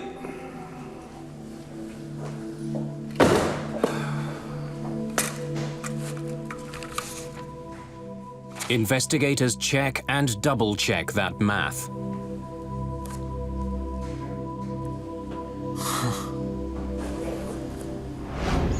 The fueling records from the day of the accident provide the answers they've been looking for.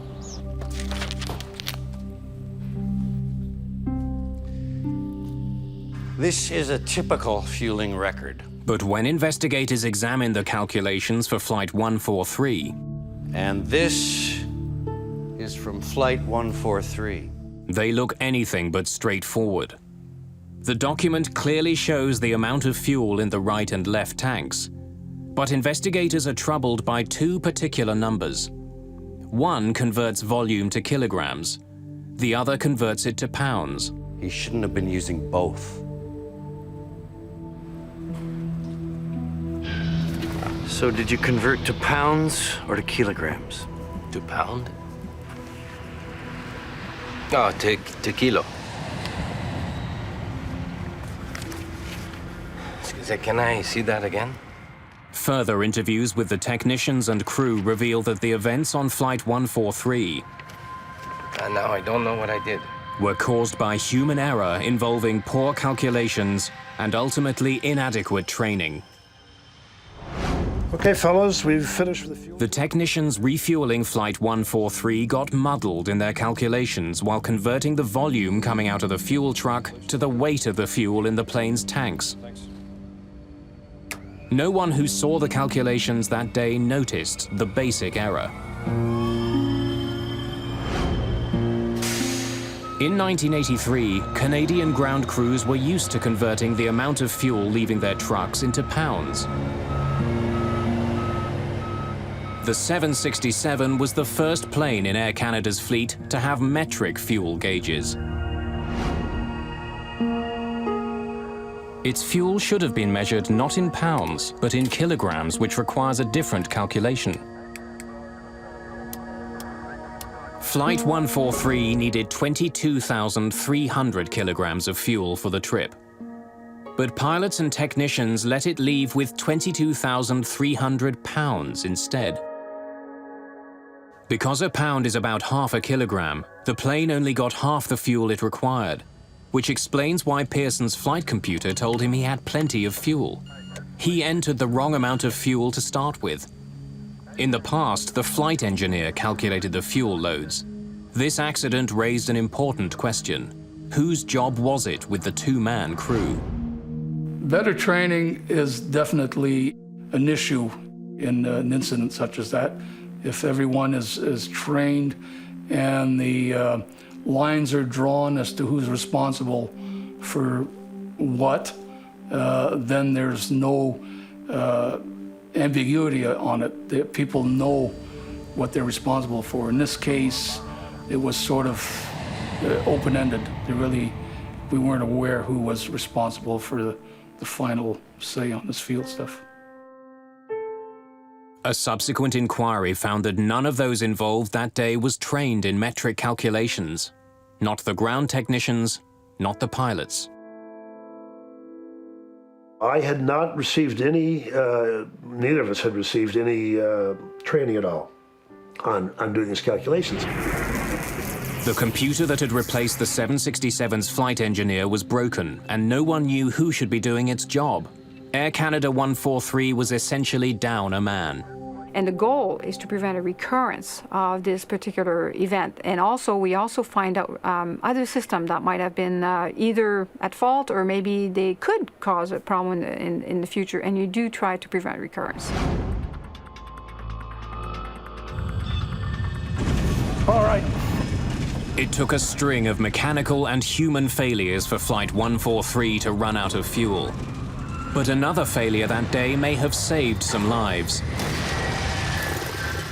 If the plane's nose gear had not collapsed, it would have taken Pearson much longer to stop. The plane could have slid into the people who were at the strip that day, which would have had catastrophic results. There could have been more injuries or even loss of life. Pearson and Quintel were partly blamed for their roles in the incident. A government inquiry recommended that Air Canada re-evaluate the training of flight crews and ground technicians in metric fuel conversions. It also recommended that the airline keep more spare parts, such as fuel gauge processors. Rick Dion retired in 2003 after a long career as Air Canada's coordinator of maintenance control. First Officer Maurice Quintel was promoted to captain in 1989. Captain Bob Pearson went on to fly 10 more years for Air Canada, his experience at Gimli shaping the rest of his career as a commercial pilot. This experience affected me mostly by making me more relaxed as a pilot, giving me the feeling that as much as I've trained for all those years, that there's always that question about how you're going to perform when the chips are down, and I now have the feeling that no matter what, as long as an aircraft stayed together, I would get it safely back on the ground. And so it's been a relaxing experience. It's the knowledge that you know under stress you can perform. Before that, you don't know.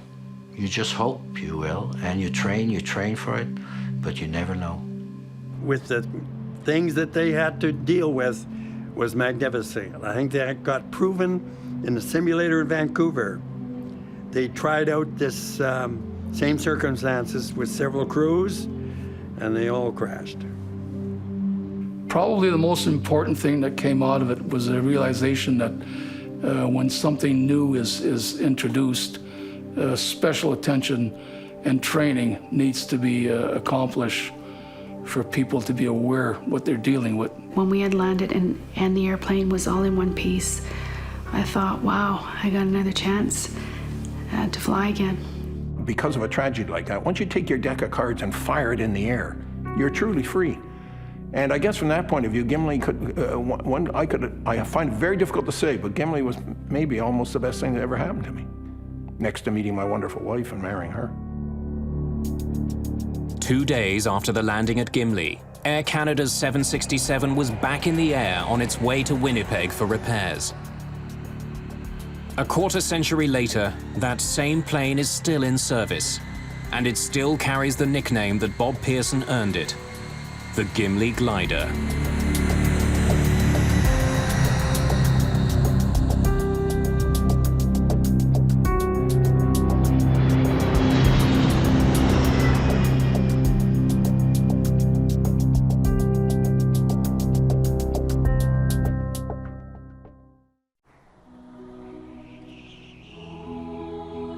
It's a few days before Christmas.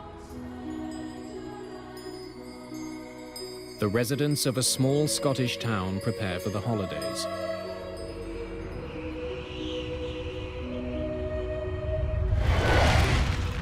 Danger is fast approaching.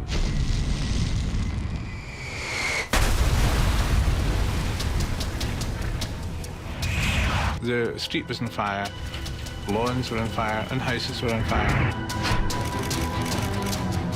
I had never seen anything like that. Christmas is just going to be remembered for all the wrong reasons. A devastating plane crash shatters a village and captures the attention of the world. It was one of the most significant terrorist attacks in history. The mystery is finally cracked by a piece of debris smaller than a fingertip.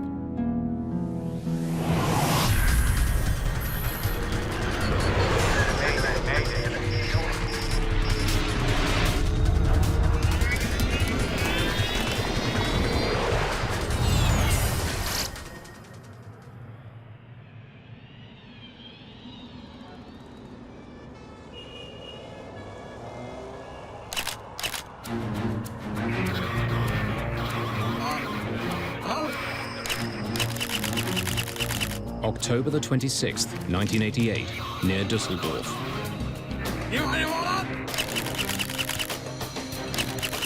For weeks, German police have been following a group of suspected terrorists around the ancient town of Neuss. Today, they'll make their move.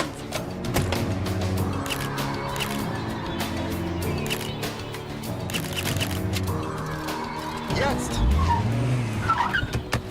Bika! Bika!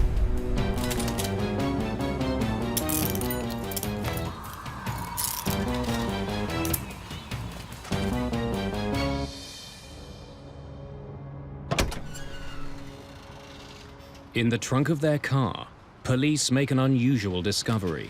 Berühren Sie es nicht.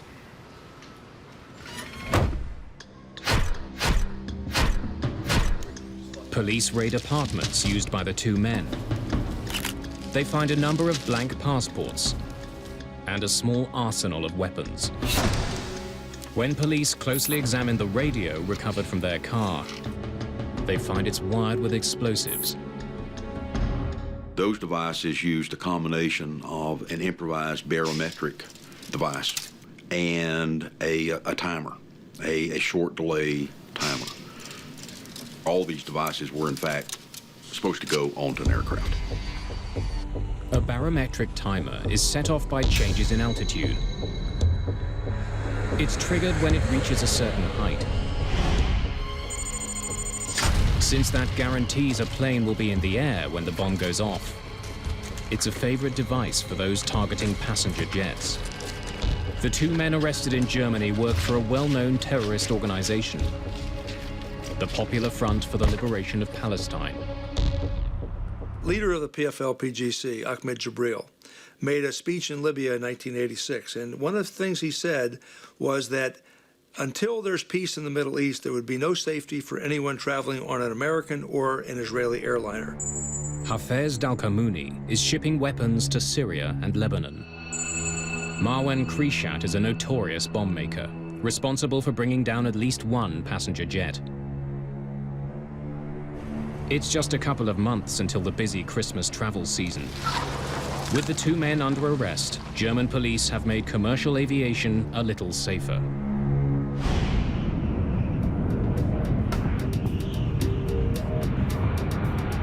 2 months later, Pan Am Flight 103 is on its way from London to New York.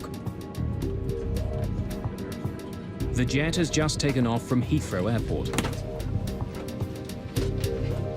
There are 259 people on board. Most of the passengers are American.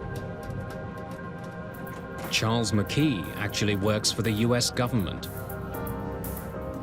Khalid Jafar lives in Detroit and is returning home from a trip to Lebanon and Germany. The first part of the trip to the United States takes the plane northwest up over Scotland. The so-called Daventry departure is one of 6 preset routes that jets follow on their way out of Heathrow. Lockerbie is one of several small towns the plane will pass over. Tucked away in the Scottish lowlands, residents are barely aware that they live below a busy aerial highway.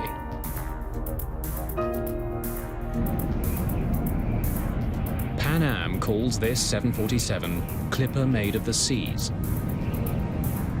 As it levels off at 31,000 feet, the crew gets in touch with air traffic control.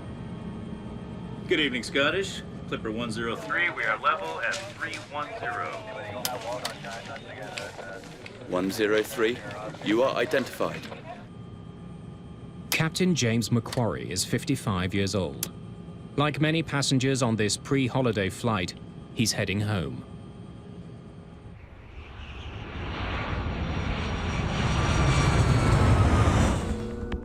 Five miles below, the people of Lockerbie prepare for Christmas. Michael Gordon is chatting with a friend when a strange rumbling noise fills his house. Hang on, there's something odd outside here.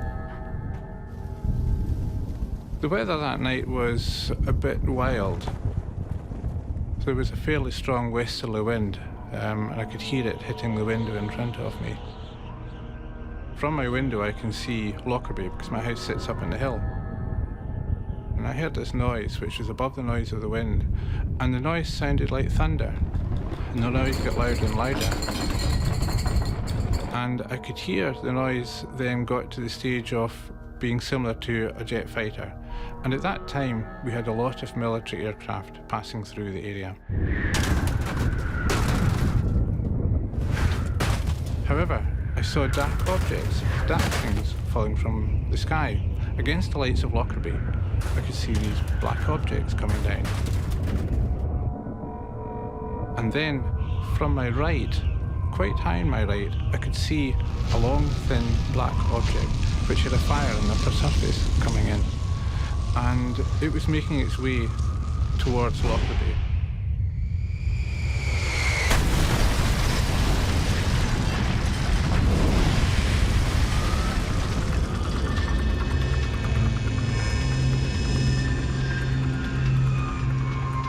When it hit, it was the most horrendous explosion, and I could hear the tiles on the roof of my house lifting.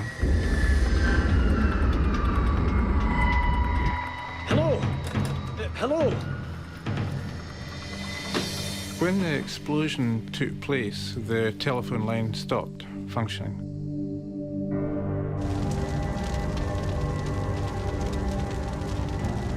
Lockerbie is burning.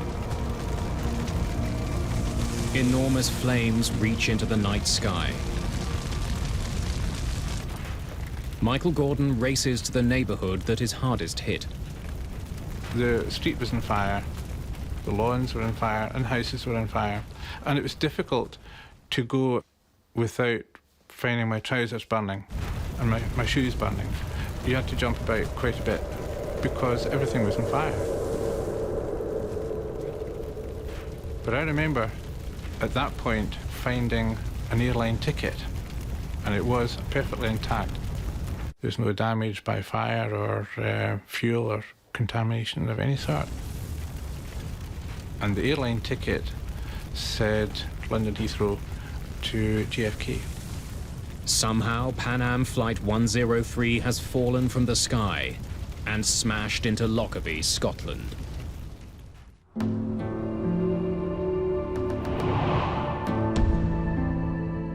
In the daylight, the full horror of the crash of Pan Am Flight 103 is obvious.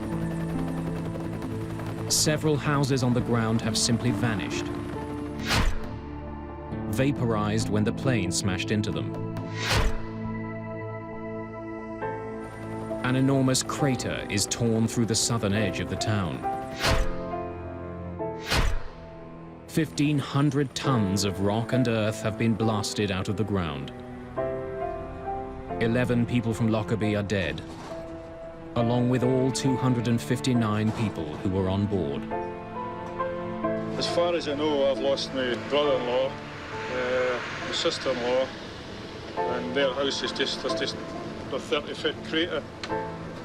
In the ruins of their homes, they search for the bodies of the aircraft's passengers. Such a catastrophe, so sudden, so great a shock for a quiet town. It looked like a scene out of hell. This whole road was ablaze. Didn't know what it was, and then we rushed outside and just all this debris coming down.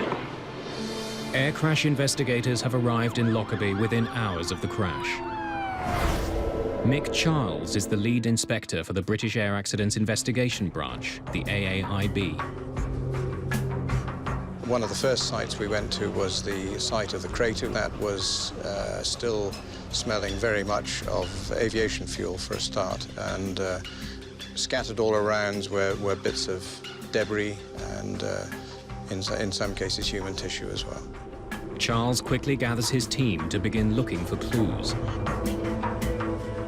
It was all heaving, it was happening. There were loads of people, and it was to some extent chaos. You'll be organised into groups, headed by an AAIB inspector. Does anyone have any questions? The sooner we start, the better. More than 1,000 police officers and 600 members of the military pour into Lockerbie. You always have this sense of wanting to get to grips with what it is. It was quite clear that whatever it was colossal.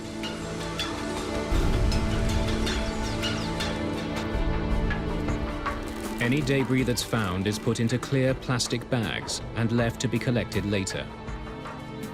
Dark bags are used to store human remains.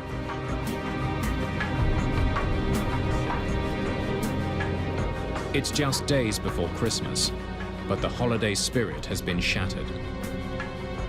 At the start of the investigation, what we were doing was finding out which bits of the aeroplane were where, actually finding all the aeroplane.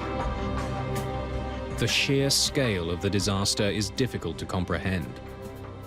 Chris, the RAF have offered us a helicopter. Can we use it? Absolutely. With so much wreckage being found, investigators need to get a bird's-eye view and locate the largest fields of debris. The maps of that area were a very short supply, and we ran out of them very quickly, so we had to use black and white photocopies initially. Investigators bring local police officer Michael Gordon with them to help in the search. The intention was for me to be able to identify geographical landmarks and identify parts of the aircraft. They soon get a better sense of their enormous task. When we were in the helicopter, we could see that the wreckage came out in a cone shape, emanating from Lockerbie, and the cone shape got wider and wider the further from Lockerbie. The principal feature that I was looking for was to try to establish some pattern of the wreckage which would basically help me direct the ground investigators. They're shocked by what they find. Pieces of the plane are scattered over an area larger than all of London. More than 2,000 square kilometers.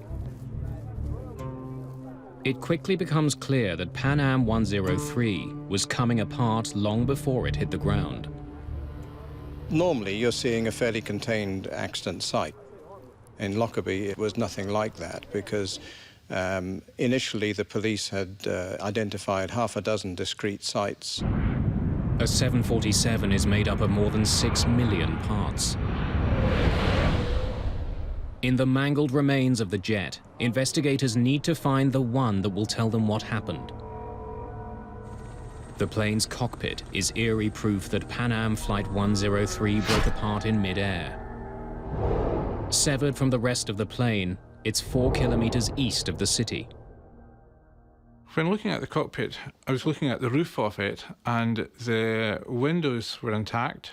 The actual nose part had cracked open, but it was as if it had been chopped off just aft of the cabin, and you could walk around the back and look into the cabin section from the back. Inside the cockpit, investigators note the positions of various switches and controls.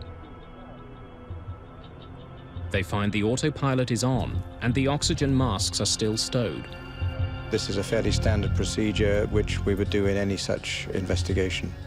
The end result was that there was nothing at all untoward found in the cockpit. Everything was consistent with cruising flight.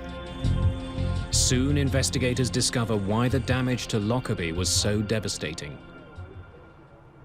The main wreckage which fell on the town of Lockerbie was the wing, which is basically both the left and right wing, complete with the structure in the middle.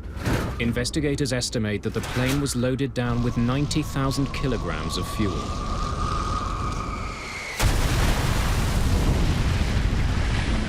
$150 tons, descending essentially vertically at up to about 500 knots speed, and there's an awful lot of energy in that. And that's what created the crater. To find the cause of the crash, however, investigators will have to look elsewhere. They need to examine wreckage found south of Lockerbie. These pieces would have come off at the beginning of the disaster. While the painstaking work of collecting evidence continues, investigators comb through maintenance records. Those records raise concerns with the plane's age. Clipper Made of the Seas was the 15th 747 ever built by Boeing. This was one of the older Boeing 747s. It was built in 1970, so it was 18 years old and had got something like 75,000 flying hours. Perhaps some critical part of the plane had given way as it flew over Lockerbie.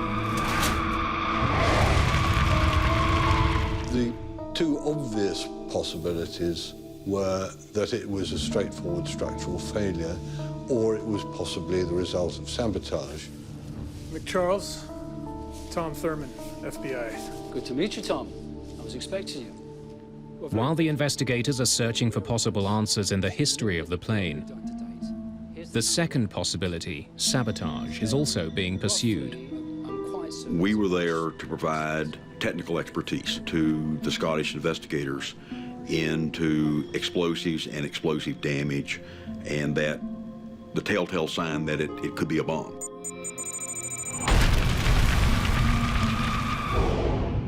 Just 3.5 years before Lockerbie, a bomb had brought down an Air India jet just off the Irish coast. In that case, the plane and vital clues sunk deep to the bottom of the sea.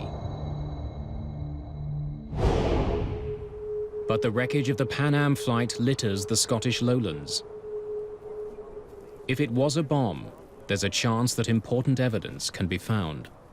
What kind of logistical effort is it going to take to find everything, and I mean everything, and bring it back to a location to be able to look at it and come to some conclusion? With the fragments that we found on the ground, we were picking those up. We were looking for blast damage on these pieces of metal. But until we found something that said it was a bomb, physical evidence, it was an accident. We were very mindful of the fact that there was plenty of reports in the media about it being a terrorist act. It's a question of what evidence you find and which direction to take the investigation.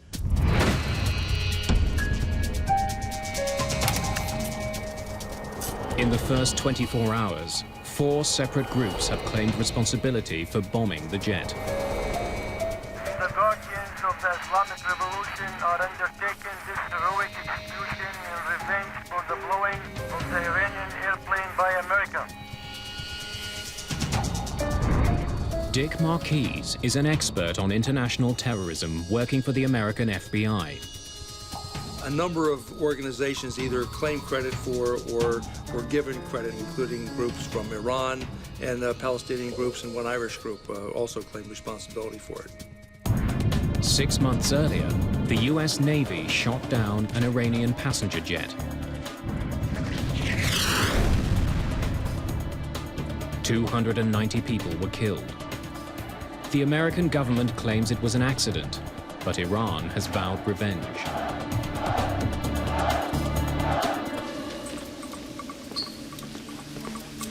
Other threats had been made in the weeks before the crash. The American embassy in Helsinki received an anonymous warning that a bomb would soon be put on a Pan Am flight leaving from Frankfurt. Officials eventually discounted the threat, but a notice was posted in American embassies. Many of the passengers who boarded Flight 103 had come from Frankfurt on a connecting flight. Right, excellent work, everyone. Then, on Christmas Eve, just 3 days after the crash of the plane, the investigation gets an enormous break. Everyone clear on what they need to do this evening? Terrific. Tom, can I see you? Absolutely.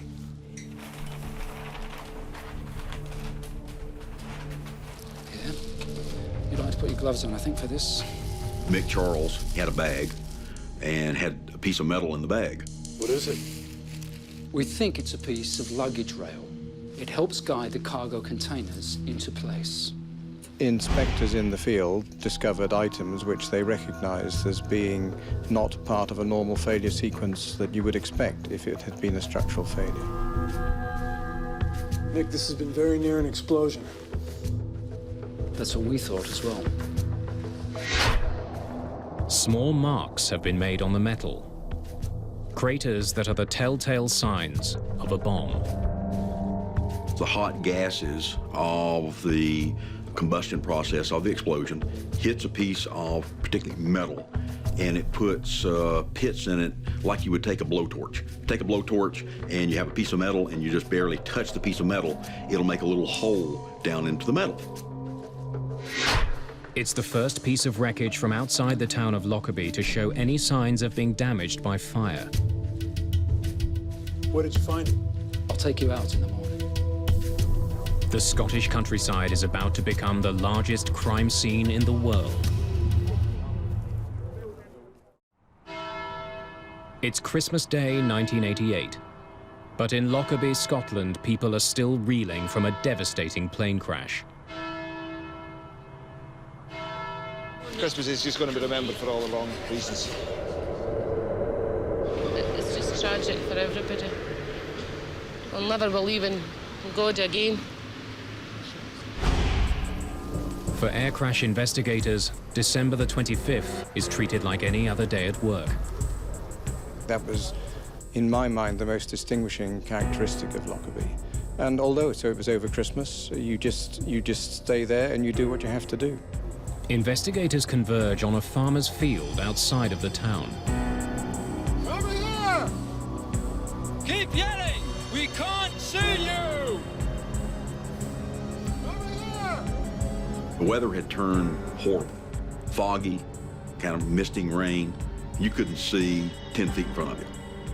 And there was debris literally all over the place. Another piece of the baggage compartment rail has been found.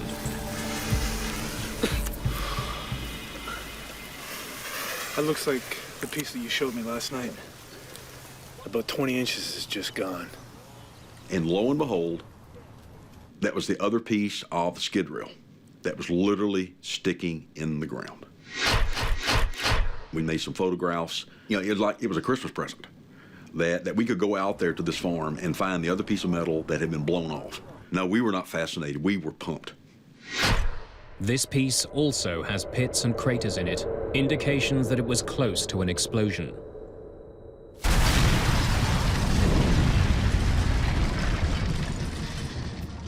The pieces of wreckage are part of the southern debris field, and near the beginning of it. The placement suggests they were some of the first parts to break off the plane.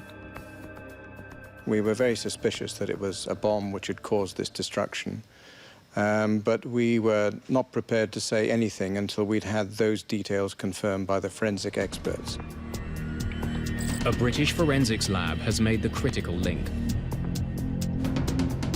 Traces of 2 chemicals used to make plastic explosive are found on the debris recovered near Lockerbie. On December the 28th, just 7 days after the crash, investigators have their proof and announce it to the world. It has been established that 2 parts of the metal luggage pallet's framework show conclusive evidence of a detonating high explosive. The crash of Pan Am Flight 103 is now officially a crime. Our mandate with regard to Lockerbie was find out who did it, prove it. Because what we wanted to do is bring someone to justice and make them answer for killing 270 people. With terrorism now the official cause, rumors start to fly. Speculation eventually focuses on 2 passengers. Charles McKee works for the US Department of Defense. Charles McGee was returning from the Middle East, where he was working trying to free hostages that had been taken in the Middle East during the mid-1980s. The hostages McKee was trying to release were being held in Lebanon. In 1988, a civil war was tearing that country apart. Americans were seen as useful bargaining chips. There was speculation in the media that Charles McKee may have been targeted by terrorists because of the work he was doing. McKee isn't the only passenger who captures the attention of the media. Khalid Jafar was 20 years old and was returning home to the US after a trip to Lebanon and Germany. Perhaps a bomb was carried on board an aircraft by someone who may have had a Middle Eastern-sounding name.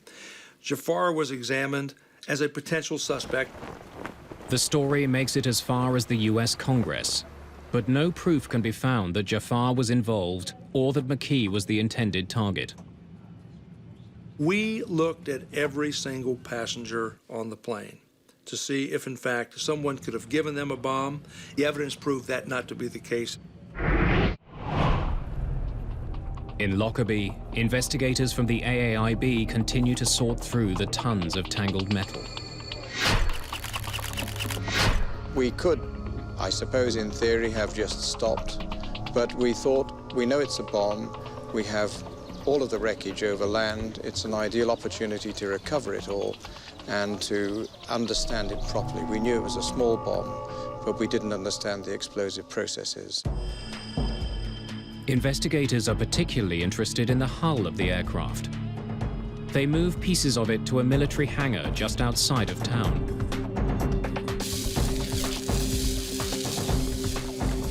It was a 5-acre shed which was long enough that we could plan to lay the fuselage out, opened up like a clamshell, using the bottom center line of the aircraft as our sort of core line. The fuselage of an airplane is bolted to a series of frames, and each frame is numbered based on how far it is from the front of the aircraft. Before we laid out the wreckage two-dimensionally, we put lines and tapes on the floor to give us a grid, and this grid related to the geometry of the aeroplane. They begin to reassemble it, like an enormous jigsaw puzzle. A lot of the structure bears characteristic shapes that you can say immediately, this looks like a door frame. A lot of stuff, it has unique part numbers which can help you identify small and fairly what you would call unidentifiable bits. As the work continues, more pieces of the plane are found that show telltale blast damage. Right, the location is 817204. When they gather the pieces that are near the front of the plane, investigators make a chilling discovery. This is where the bomb had started ripping the plane apart. It became apparent that there was an area of the aircraft in which the damage was really quite different from the rest. The fuselage in this section isn't torn, but blasted to pieces. The fuselage structure in the area of the explosion was blackened and sooted. The fractures were very rapid and jagged, unlike normal tearing fractures of skin. Frame 700 runs right round here. Not only do investigators now know it was a bomb, they know where it blasted through the fuselage of the plane. Just outside of the forward luggage compartment. Peter Claydon is responsible for reassembling the cargo containers that were directly behind the shatter zone. The main goal I had was to identify the baggage container that contained the device. We had maybe 20 baggage containers of a similar construction. So it's like having 20 jigsaw puzzles all mixed up. The investigators concentrate on the cargo containers that were found in the southern debris field, wreckage that was ejected shortly after the explosion.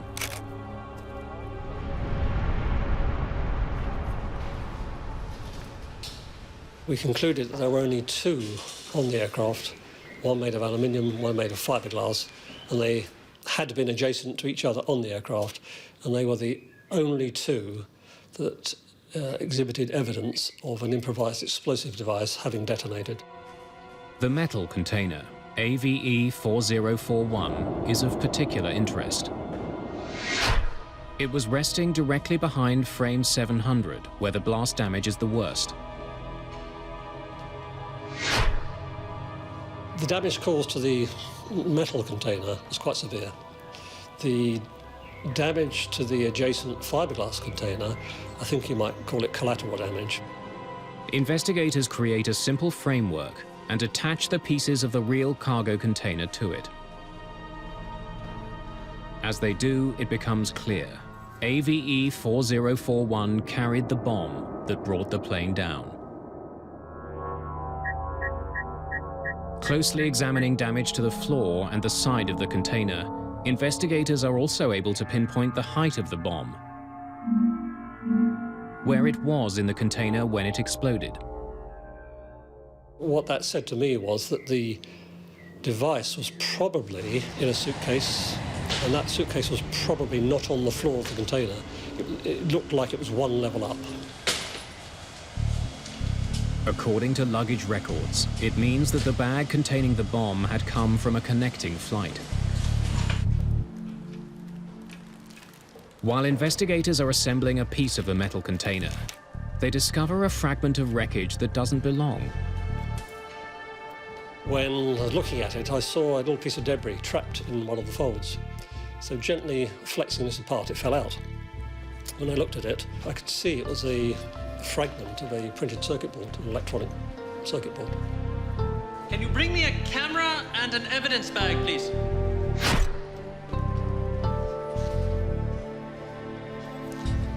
Let's get this to the lab. I didn't know whether it was a bomb part of the airplane really or what. It could have been somebody's shaver, for all I know. Eventually, forensic experts in Britain determined that the circuit board was a piece of a specific brand of radio. News of the discovery makes its way to Washington. It reaches Tom Thurman, who's returned to his office there. And lo and behold, an identification was made into a Toshiba SF-16 radio. And ironically enough, the name on the side of that radio, just as a brand name, I guess, was called a bomb beat radio. The radio cassette player had hidden the bomb. It's very similar to the one that was recovered by German police when they cracked the Palestinian terrorist cell 2 months before the bombing. Had German police somehow missed something? Had a bomb made here been used on the Pan Am flight?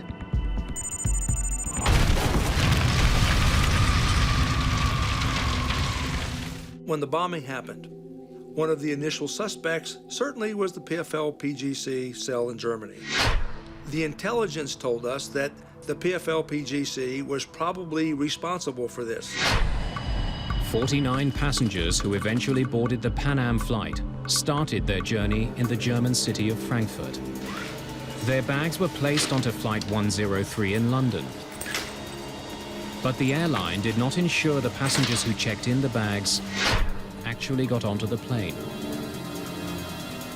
Perhaps a bomb made in Germany had slipped through the cracks at Heathrow while the terrorist walked away.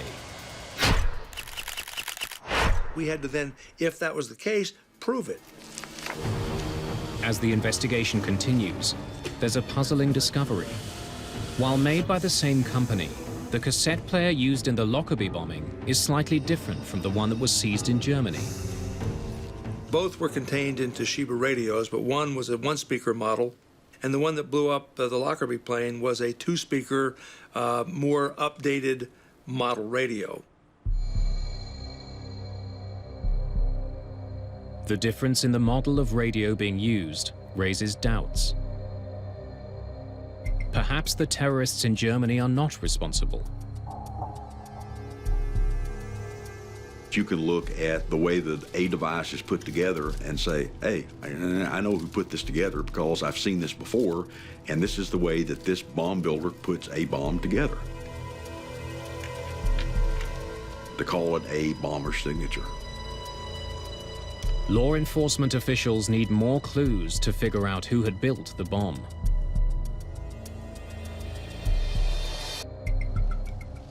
Perhaps the suitcase it was packed in can provide those clues. Studying small pieces of wreckage, British forensic experts find that the suitcase was a hard-sided Samsonite 4000. Samsonite made only a few thousand of these suitcases and sold all of them in the Middle East. Several pieces of clothing have also been identified that were very close to the explosion, likely in the suitcase that concealed the bomb.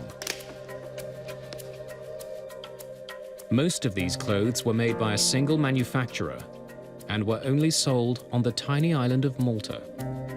So Malta became the focus of the investigation because of the manufacture and eventually distribution of some of the clothing that was found at Lockerbie. Investigators find the shop in Malta where the clothes were sold. The owner gives them another clue. The key thing that he told us was the person had a Libyan accent, something we didn't really have evidence yet that tied Libya to the bombing. It was just 2 weeks before the attack on the Pan Am flight. In 1988, Libya was reeling from a number of confrontations with the American military. Economic sanctions had been imposed. The country was isolated, and its leader, Muammar Gaddafi, aggressively anti-American. Perhaps the bombing of the Pan Am flight was an attack by Libya against the United States. Pouring through baggage records for the Pan Am flight, police discover one piece of luggage that had been carried from Malta to Frankfurt earlier that day. Bag number B8849 had then been sent through to Britain's Heathrow Airport. Once there, it was placed on the second level of cargo container AVE 4041. It was the Samsonite case investigators now know carried the bomb.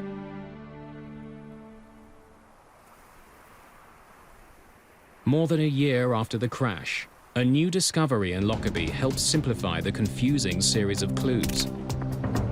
Forensic experts discover another circuit board from among the clothes that came from Malta. It doesn't come from that circuit board that was in the SF-16 radio. And this circuit board is half the size of your thumbnail. A photo of the circuit board is sent to Tom Thurman. He believes it could be a piece of the timer from the bomb. I spent months literally looking through all of the files of the FBI on other examinations that we had conducted over many, many, many years. The FBI has photos of timers used to detonate bombs around the world. But Thurman can't find any that match the piece found at Lockerbie. Nope. Next. After a period, I ran out of leads. And at that point, decided, okay, now we need to go outside the physical FBI laboratory. Thurman eventually takes the photo of the circuit to the Central Intelligence Agency. I called a contact of mine and I said, I need to bring something over for you to look at. Sifting through reports on various bombings, Thurman finds a match. Wait a second. That could be the same. Do you have this timer? When Thurman closely examines the timer captured by the CIA, he's stunned. Within a few minutes, literally, I started getting cold chills. And right now, as I talk about it, cold chills start on me, because I can still see that moment so vividly in my mind that I'm looking at a circuit track that's just like what I'm seeing in the photograph. This is what we're looking for. The timer the CIA has was seized in Africa a few years earlier. 2 Libyan men were trying to get it and several pounds of explosives past airport security. It's identical to the timer used to bring down Flight 103 and wouldn't be set off by changes in pressure like the barometric switch discovered in Germany. This device was set to go off at a certain time, not at a given altitude. This is the timer. This is a long delay timer that brought down that aircraft. But now we want to know, okay, where'd this come from? The Lockerbie bomb used a different timer and a different radio than the bomb found in Germany. Someone else was behind the destruction of the jet. This was not made in somebody's home laboratory. This was a extremely professionally made timer. While the criminal investigation becomes murkier, the accident investigation is becoming increasingly clear. The investigation eventually moves from Scotland to Farnborough, England. Well known for its aeronautics industry, the town is home to the AAIB. Several months after the crash of Pan Am Flight 103, investigators launch a massive endeavor. They begin to rebuild a 20 meters section of the fuselage from the ruined jet. They hope that it would give them information their two-dimensional reconstruction couldn't.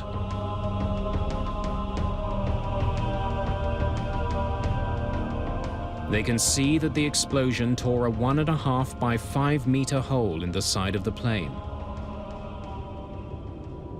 Chris Prothero is a senior inspector of air accidents at the AAIB. What was very difficult to understand was the fact that this area of direct damage was effectively a pinprick in relation to the size of the aircraft as a whole, and it was very difficult to understand how this pinprick of damage had resulted in such a comprehensive destruction of the aircraft. The bomb that brought the plane down had less than 0.5 kilogram of explosive. Yet its destructive power was immense. Investigators want to learn more about how shockwaves behave inside a jet. It's rather like a freeze frame on a video footage. If you can capture that point as the thing is coming apart, it tells you a great deal about the way it's coming apart. What they discover is that the initial blast wave wasn't the only one to damage the plane. A large section of the ceiling of the aircraft has been pushed up with so much force that the rivets connecting it to the plane's frame popped. It wasn't torn apart, but blasted by a shockwave.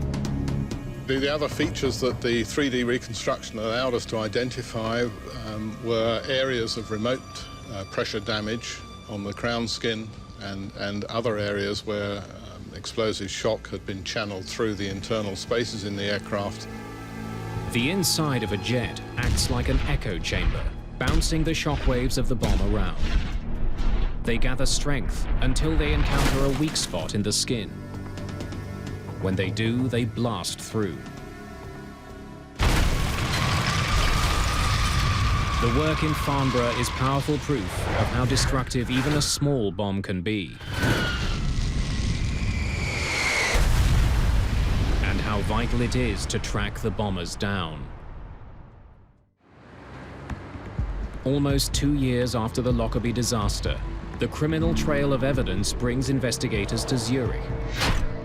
The timer that detonated the bomb is traced to a Swiss company called Mayday. One of the owners of the company admits to building it. The timer was given to the Libyan government. A total of 20 of them were made, all delivered to Libyan officials. Early in the investigation, focus was directed at the Palestinian terrorist group in Germany. Now there's growing proof that they had nothing to do with the downing of Flight 103. There were any number of suspects, and it wasn't until we kept putting everything in one pile, and the pile kept stacking up, and it spelled Libya. Criminal investigators have linked the timer that detonated the bomb to Libya. They know that a Libyan bought the clothes that were in the suitcase. And they know that Libya has a recent history of military confrontation with America. All they need now is the bomber himself. In 1999, they finally have him. At the time of the disaster, Abdel al-Megrahi was an intelligence officer for the Libyan government. He's arrested and charged. He was a high-ranking Libyan official. He certainly could have access to whatever he wanted. Our investigation determined that Megrahi also had a front company at Mibo. He had been there many times. They certainly knew each other. When you start to see all the connections and these things just start fitting together, it made it easier to accept our evidence. In 2001, Scottish judges sentenced him to life for the murder of 270 people. 2 years later, the government of Libya officially accepts responsibility for the bombing and pays $2.7 billion to the families involved. Anger is also aimed at Pan Am for the role it played in the disaster. A Scottish inquiry points a finger at the company.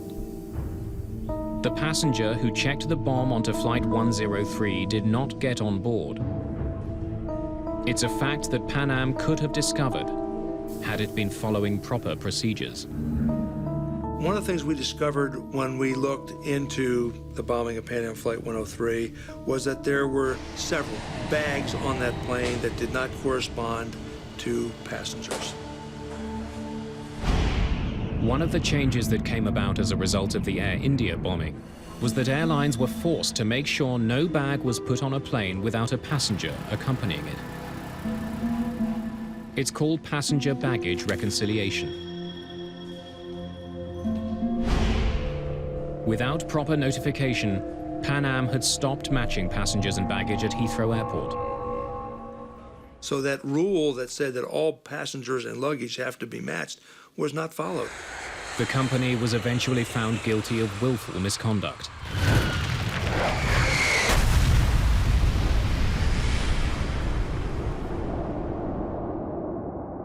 After the crash and the court ruling, Pan Am declared bankruptcy. 20 years after the bombing of Pan Am Flight 103, Its shattered fuselage still stands in Farnborough, England. Those pieces may soon be used to train investigators here and around the world. A critical aid in case terrorists strike again. The enduring feeling I have as a result of Lockerbie is the tremendous level of cooperation we had from all the agencies. And considering that there were about 2,500 people with the military, the police, and so on involved in this, I think that's a great tribute. Lockerbie was a rare occasion that we felt honored to be a part of, to help make this happen. You know, we played small roles, but everybody played small roles to make big contributions to an overall success. In the town of Lockerbie, there's little evidence today of the horror that exploded from the sky 20 years ago. In a small church, near where the dying plane's cockpit landed, is a stark reminder of the toll of terror and the importance of bringing the guilty to justice.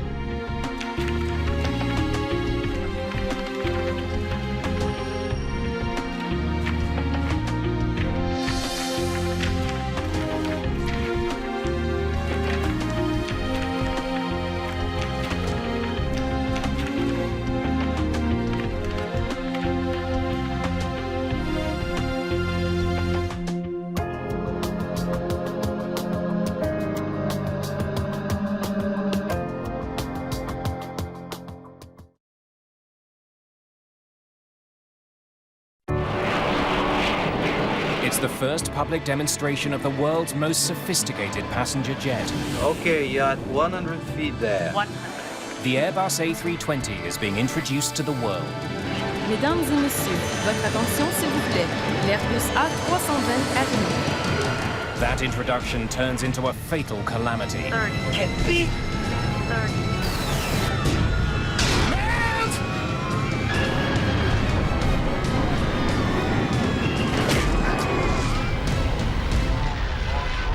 It could not possibly have come at a worse time for Airbus. The crash was a major embarrassment.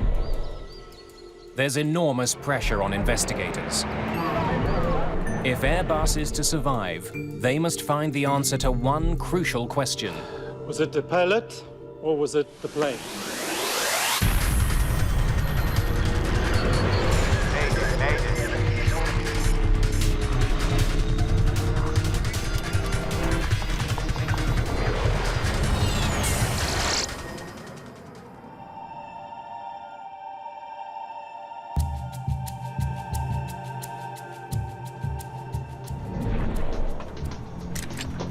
It's 2:30 in the afternoon on June the 26th, 1988.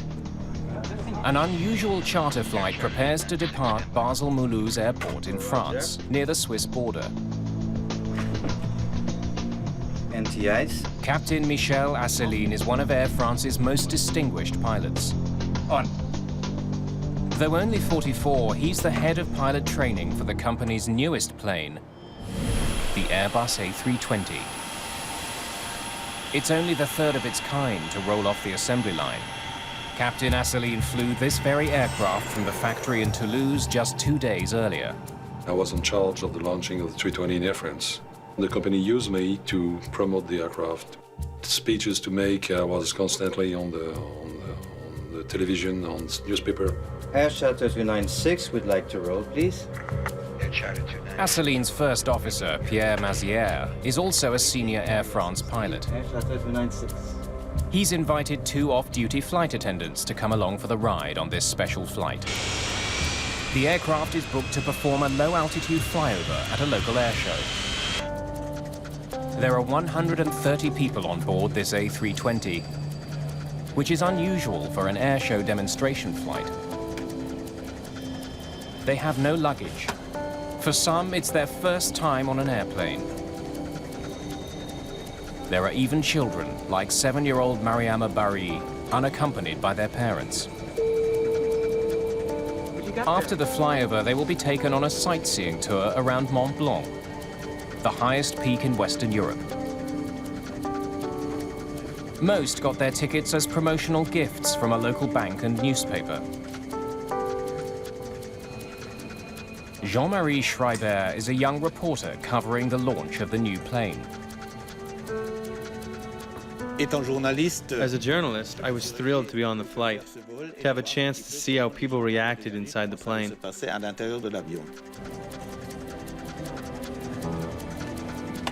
Another journalist aboard, Jean-Claude Boche, has been busy recording the event.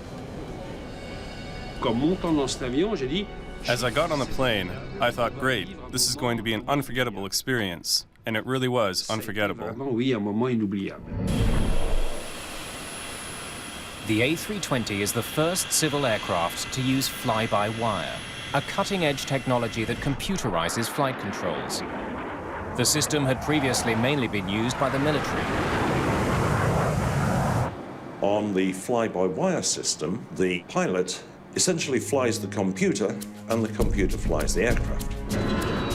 Fly-by-wire alters the relationship between pilot and plane.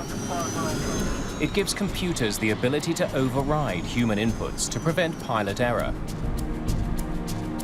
The A320's flight computer won't let its human operators do anything it determines to be dangerous.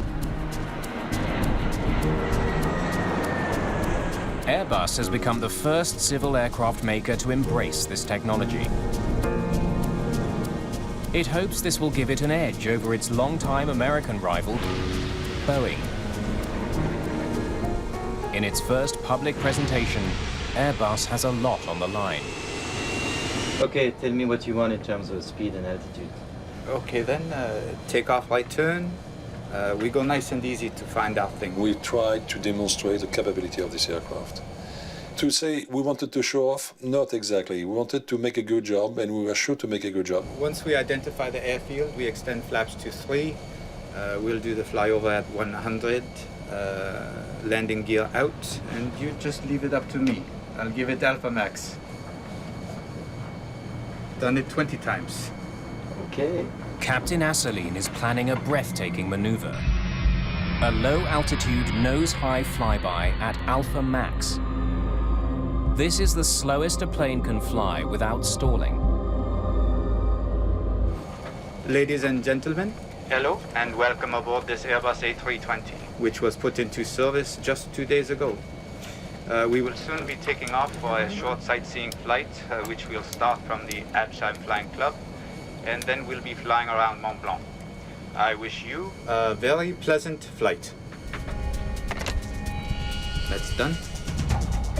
ACF 296Q, clear for takeoff. Runway 16. We're rolling. Take off. Go. Parameters normal. 100. 100. It's already requesting climb. You see that? Yes, that happens. I know the bug. V1. Rotate.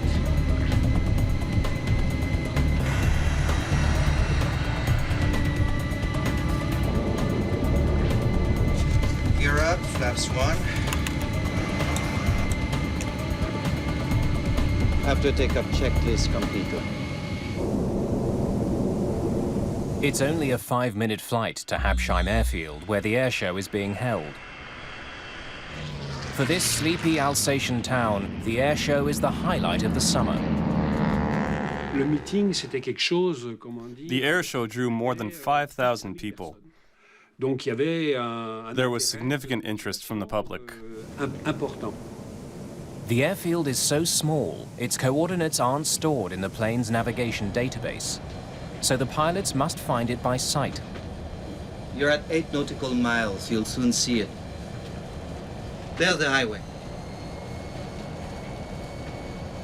We leave the highway to the left, don't we? No, to the right of the highway. It's slightly to the right of the highway.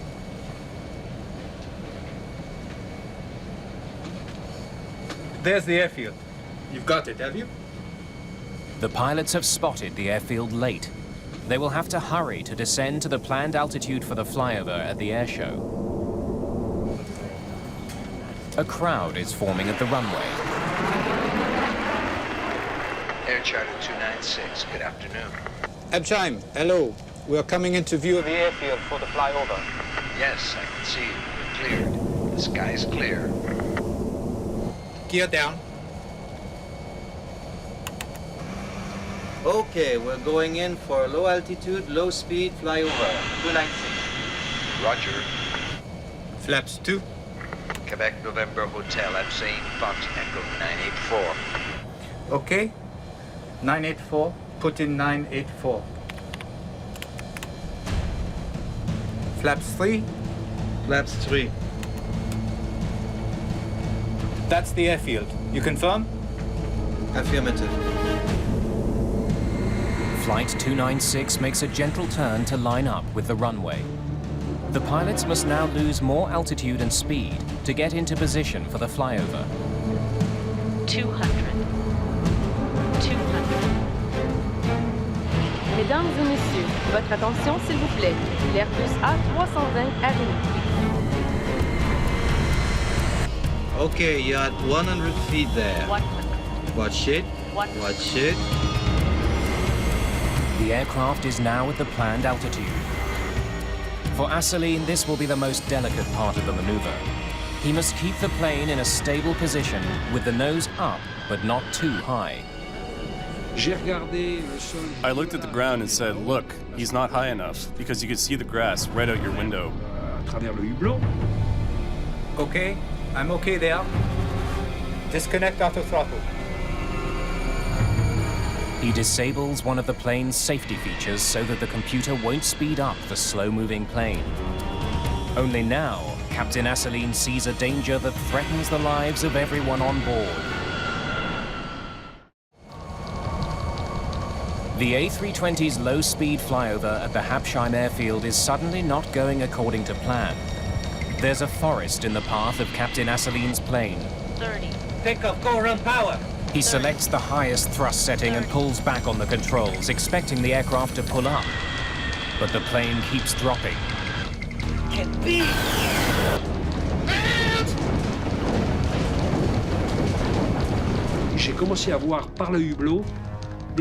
I started to see through the window tree branches. I was astonished. You can imagine being on a trail in a large vehicle, a bumpy trail, driving at 80 or 100 kilometers an hour, and you're shaking from all sides. It was like that. I was saying to myself, the plane has to stay in one piece, because if the plane stays whole, we'll be okay. If it breaks up, we're done for. S'il casse, c'est fichu.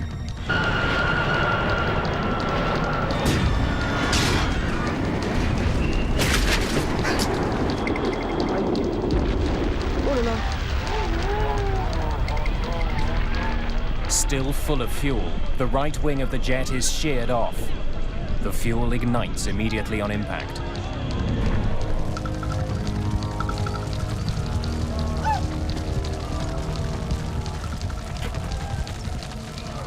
We stopped very quickly. And on the ground, I broke my seat, just because I was holding very firmly. I broke my seat, and I could see lot of flames all over. But about 20 meter high flames around the cockpit, smoke coming from everywhere. The first officer is badly injured. And he has a lot of blood. And even with the full harness, he hit something in front of him. What the hell have you done? I don't know. I don't understand. There was a moment of silence when the plane finally stopped. Incredibly, the fuselage is still in one piece. Everyone has survived the impact, but they're not out of danger yet. So I lean to the right, and I see red flames. The windows were red. And I think, we held together, but we're going to burn to death. Then we heard somebody say, get out, there's a fire. Sortez, sortez, il y a le feu. Evacuate the aircraft. Hurry, I'll deal with him. Only 2 exits can be used for evacuation.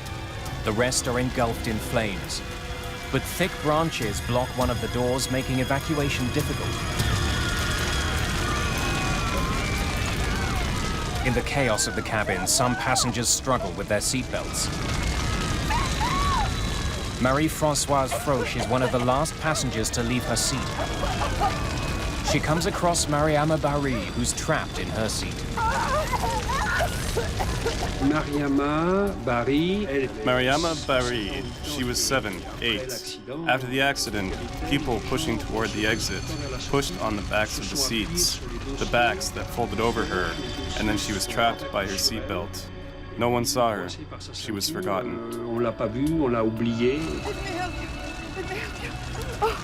But it's too late. Both are overcome by smoke before they can get off the plane. In the cockpit, Captain Asselineau struggles to get his injured first officer out of the burning aircraft. I took him from his seat and belt him, carried I don't know how, and I put it in a slide. When the passenger, all of them, the last one, was out of the plane, I saw my crew. They told me, Captain, they are all out.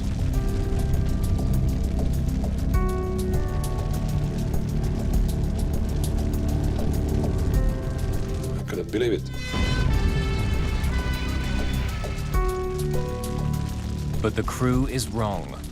Not all the passengers have made it out.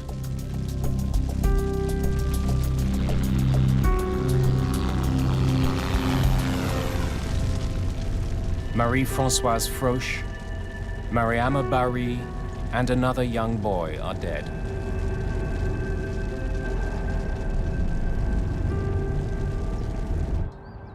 In addition to the tragic loss of life, the accident is a PR disaster for Airbus.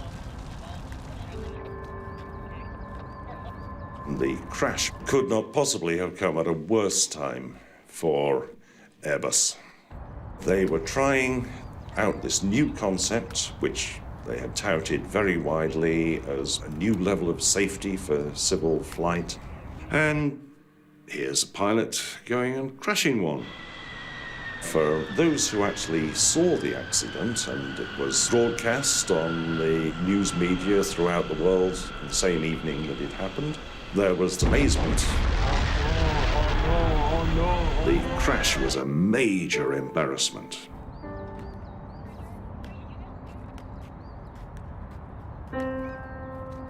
Investigators from France's Accident Investigation Bureau are on the scene of the crash within hours. They need to know why this demonstration flight ended in disaster. They recover the plane's data and voice recorders.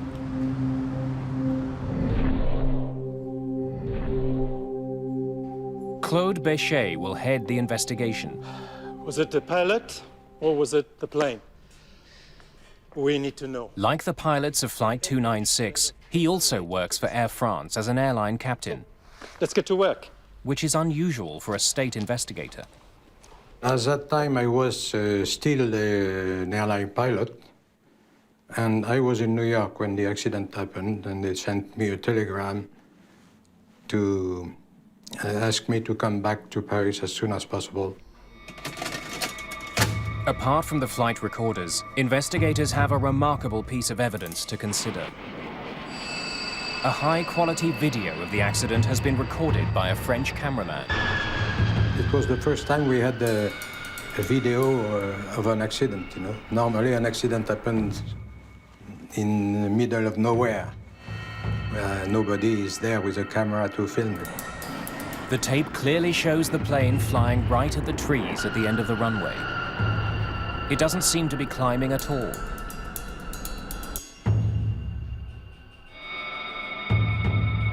The cockpit voice recorder offers a confounding clue.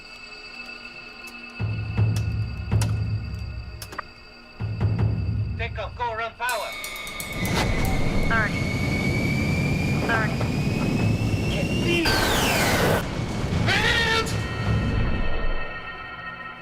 It's clear the crew had no idea there was an obstacle at the end of the runway. Investigators are puzzled. How could a forest take a pilot by surprise?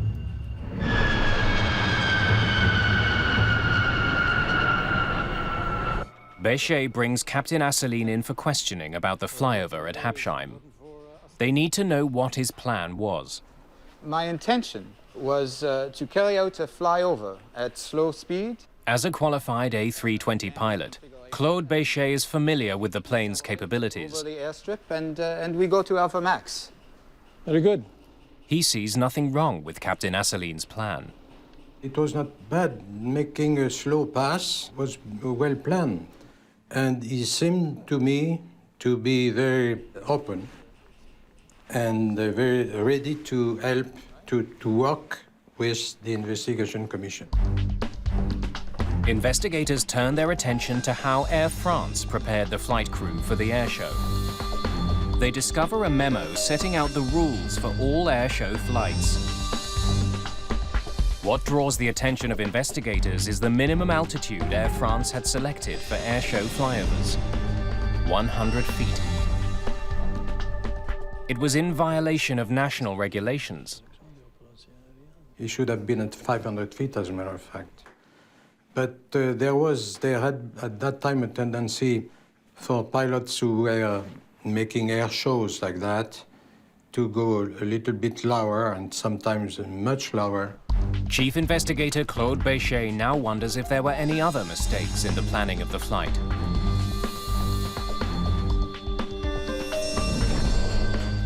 He soon learns that Air France's flight division didn't start drawing up a flight plan for the demonstration until less than 48 hours before the airshow.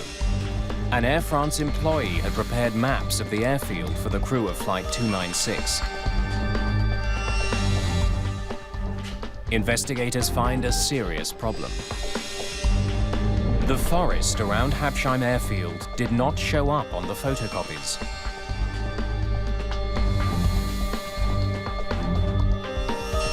The employee who had put together the flight package didn't have an opportunity to discuss it with the crew. You were using a navigation chart? While questioning Asseline, Béchet discovers that the pilots were also given little time to prepare. Happened then. Here's the flight package. Thanks. That's highly unusual for an airshow. My co-pilot told me, okay, we make a flight around Mont Blanc, and then we have to make 2 low pass of a small airport, Habsheim. Told me there is nothing special. So for me, it was a normal flight, a normal day. That preparation had not been complete, and there had been no briefing of the crew by the staff. Investigators then make an intriguing discovery at the crash site. They measure the height of the trees hit by Flight 296. They discover the average height of the forest to be only 40 feet. This poses an urgent question. How could an Airbus that was supposed to be flying at 100 feet hit trees less than half that height?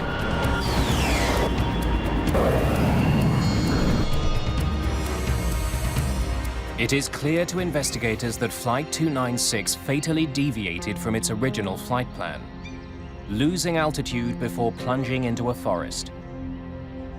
But only the black box data can help them understand how and why this had happened.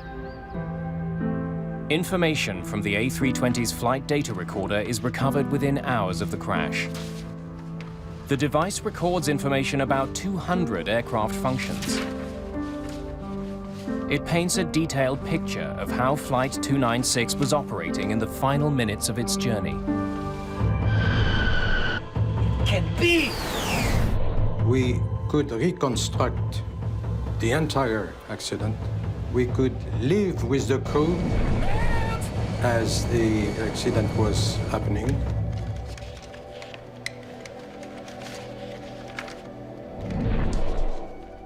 Investigators make 2 striking observations from the data.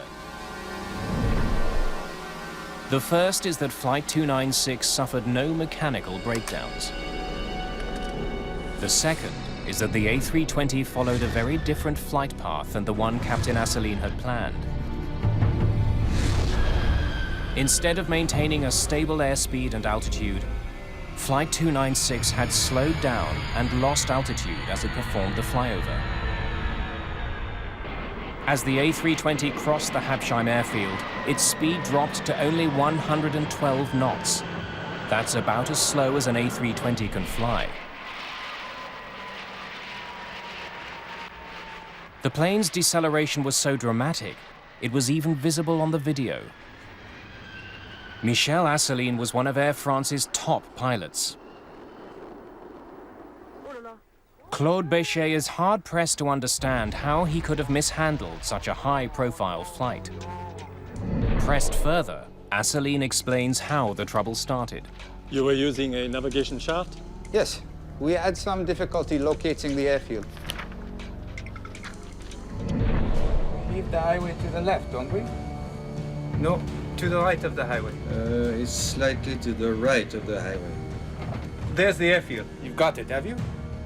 They spotted the airfield too late. So when they did, they reduced the power and they descended. So they rushed their descent in order to get into position for the flyover. And they were still slowing down when they reached the airfield. That's the airfield. You confirm? Affirmative. But then another problem emerged. The spectators were lined up on a different runway from the one the crew was heading for. The crew of Air France Flight 296 is ill-prepared for their demonstration flight. In planning for the airshow, Air France only provided the crew with information for runway 2, Habsheim's only paved airstrip.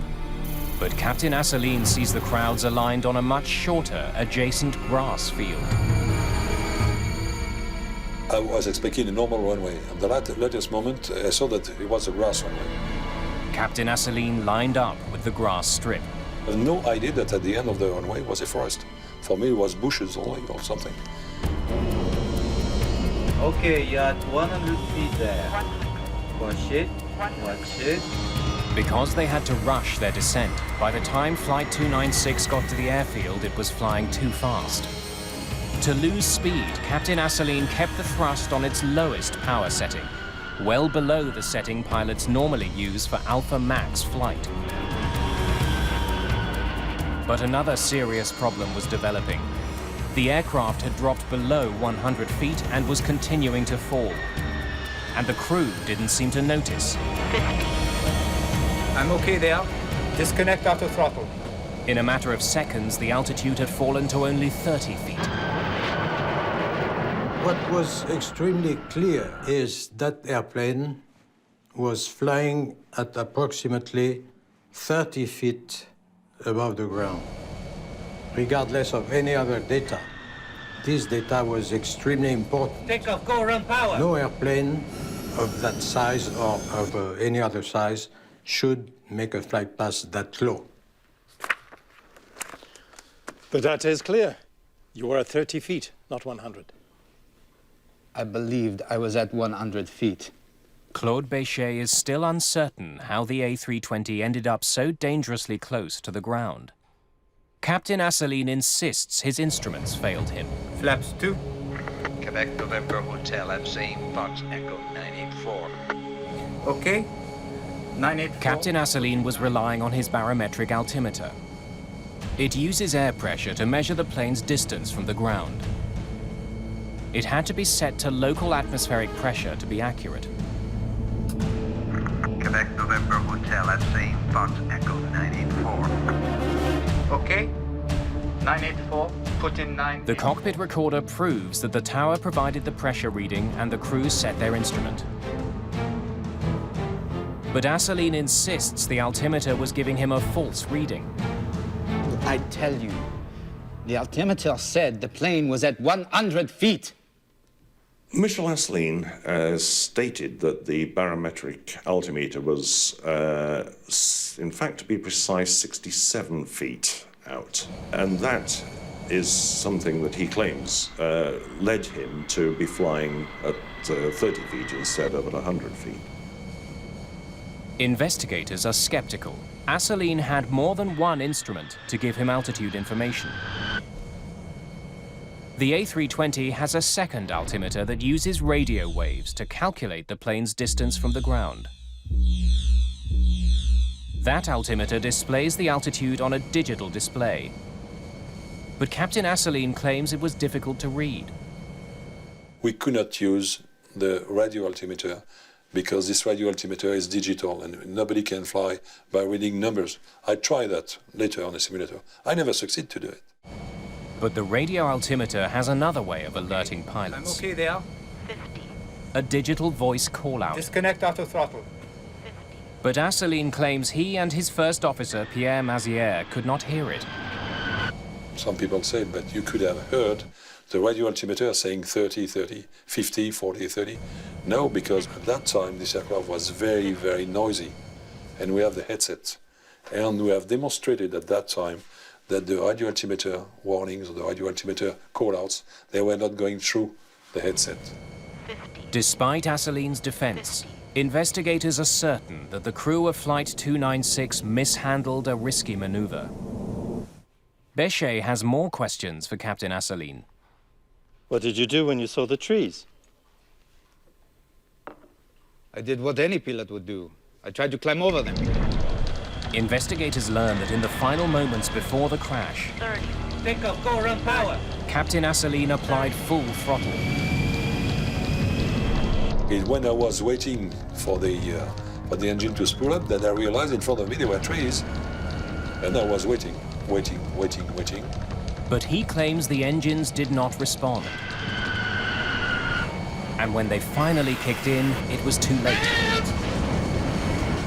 I tell you, the engines did not come on when I gave it full throttle. Captain Asseline's testimony raises a troubling prospect. If there was a prolonged delay in engine response, it could indicate a critical problem with the A320's turbojets.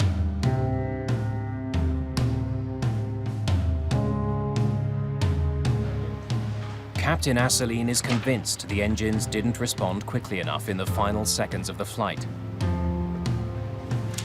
He makes it his mission to prove it. He uncovers an Airbus document warning of a defect on the A320. It says the plane's engine speed could stagnate at low altitude, a condition caused by poor airflow. When this occurs, the engine cannot accelerate. But investigators can find no evidence of such a failure in any of the data from the plane. 30. Take off, go around power. In the 5 seconds after Captain Asseline applied full power on the thrust levers, the A320's twin engines had begun to spool up. They reached 84% thrust, close to full power, just before the plane hit the trees. When you put from idle to full power, you have the impression that nothing happens for a few seconds, and then the power comes. But that was normal, exactly as predicted by the certification. Investigators are increasingly certain the engines on Flight 296 didn't fail. They find a novel way to verify the data. Video of the crash picked up the distinctive sound of the A320's engines accelerating.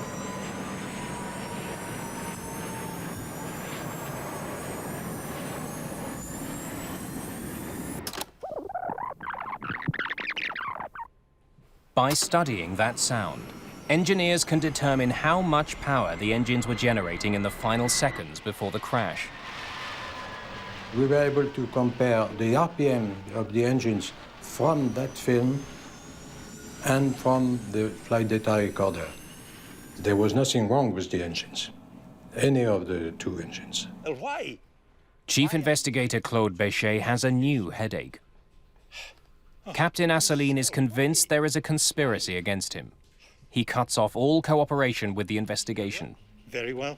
Investigation committee, I tried to cooperate with them, but I began to be suspicious. And the press, each week, the aircraft is good, the aircraft has nothing, pilot error.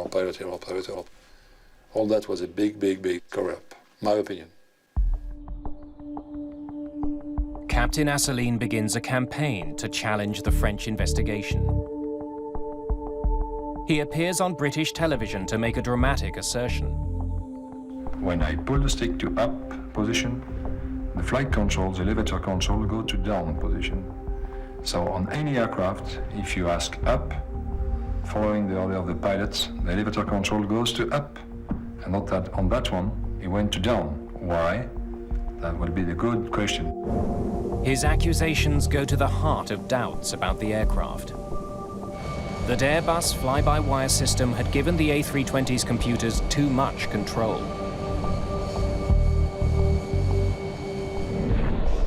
Asseline's claim that the plane didn't follow his instructions is supported by data from the plane's flight recorder.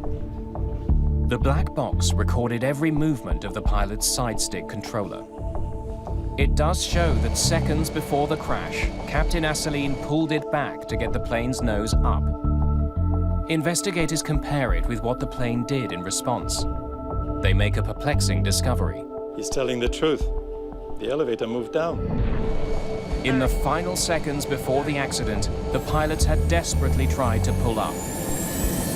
The side stick controls the plane's elevator. Pulling back on it should raise the elevator and pitch the plane upwards. 30. But that's not what happened on this flight. One of the strange things about the crash flight, which became apparent when the digital flight recorder was analysed, was that during the last few seconds prior to contact with the trees, the pilot was dragging back on the stick as hard as he could, but the flight surfaces were moving into a position to put the nose down. Captain Asseline believes the plane's descent triggered an automatic response by the flight computers. Asseline inadvertently brought his plane to within 30 feet of the ground with his landing gear down and his flaps extended. Investigators now wonder if the plane's computer determined that Asseline was landing and initiated the necessary steps to accomplish that. As the plane leveled up with the airfield, it overflew a little copse of trees which took the radar altitude momentarily below 30 feet.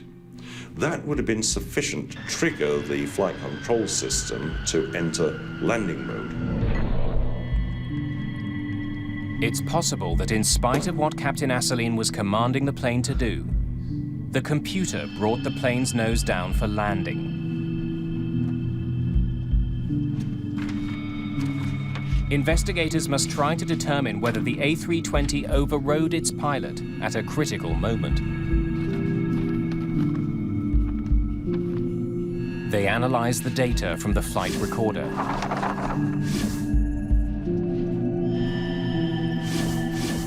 Stop it there. But to their disappointment... So was the plane in landing mode or not? The flight data recorder can't confirm if the plane went into landing mode. The A320 systems are so advanced that the recorder can't track all of the plane's functions.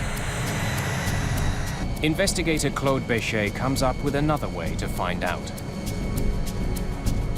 He replicates Asseline's approach to the Habsheim airfield to see how the A320 responds. Okay, let's start the descent. Power to flight idle. Now put it into Alpha Max. That's it. Gently. I replayed the accident, but on the longest runway in Toulouse. Altitude, 40 feet, 35 feet. We replayed the accident exactly what it was. Béchet's plan is to descend to 30 feet, as Asseline's A320 did. Now pull up slightly to level off. Hold it there.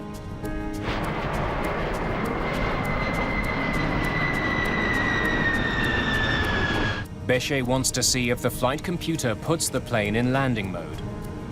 Okay, now full thrust.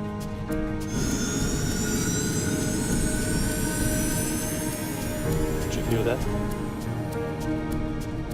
Alpha protection. The test flight has triggered a nose-down response from the plane's computers, like the crash of Flight 296.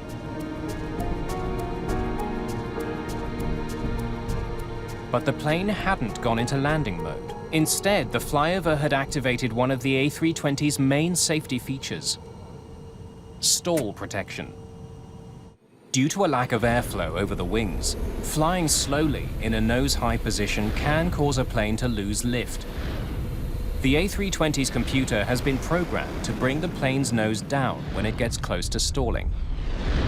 This means that in theory, as long as the flight control system is in operation, the pilot cannot stall the plane. Béchet concludes the flight computers did override Captain Asseline's command. But he believes that by doing so, it had prevented the plane from stalling and crashing just short of the tree line. That airplane didn't stall and, let's say, landed on the trees. The investigation into the crash at Habsheim is coming to an end. Claude Béchet prepares to deliver his verdict. The conclusion of my report was that the airplane was too low, too slow, and with not enough power.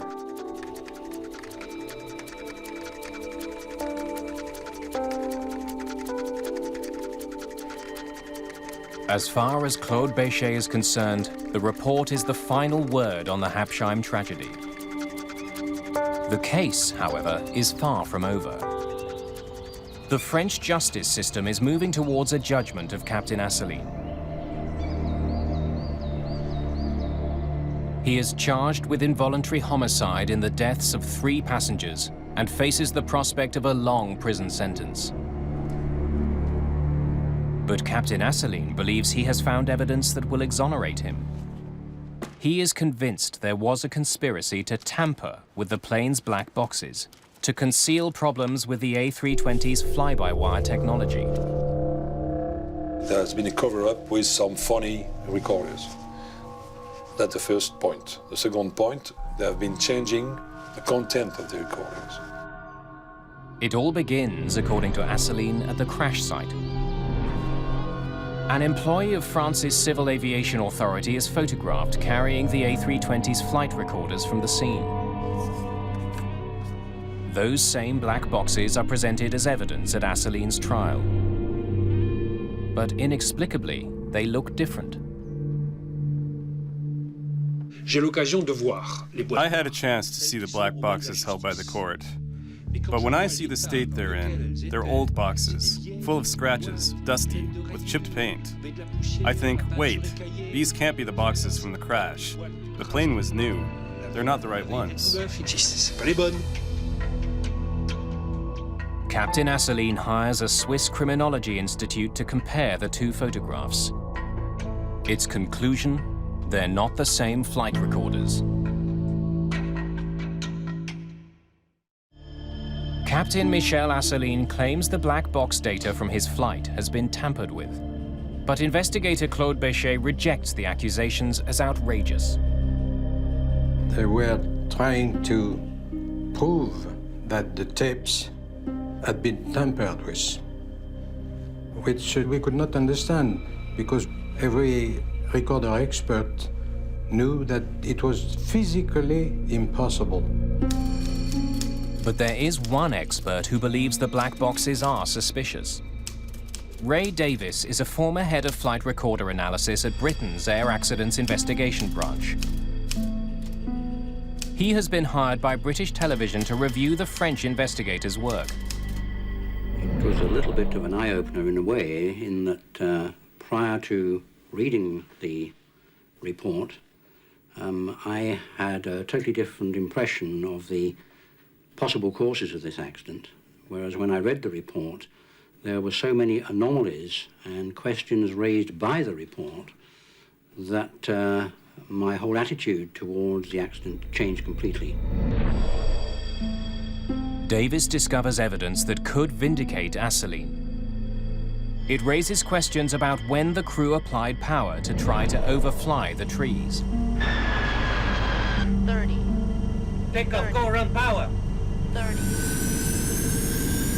While studying the black box data, Davis comes across a curious inconsistency. French investigators had synchronized the black boxes with a transcript of air traffic control communications. Davis examines the last conversation the pilots had with the tower before the crash. 984. Okay, 984. Put in 984. It was recorded by both air traffic control and the plane's own black box. Quebec November Hotel at St. Fox Echo 984. Quebec November Hotel at St. Fox Echo 984. Ray Davis discovers a time discrepancy between the two recordings, amounting to a loss of several seconds. According to the black box data, the aircraft was 5 seconds from impact with the trees when Captain Assouline commanded full thrust from the engines. But according to Ray Davis's analysis, this actually took place 4 seconds earlier. This 4-second gap dramatically changes the calculus of the accident. It's the difference between a normal delay in engine response and a serious malfunction.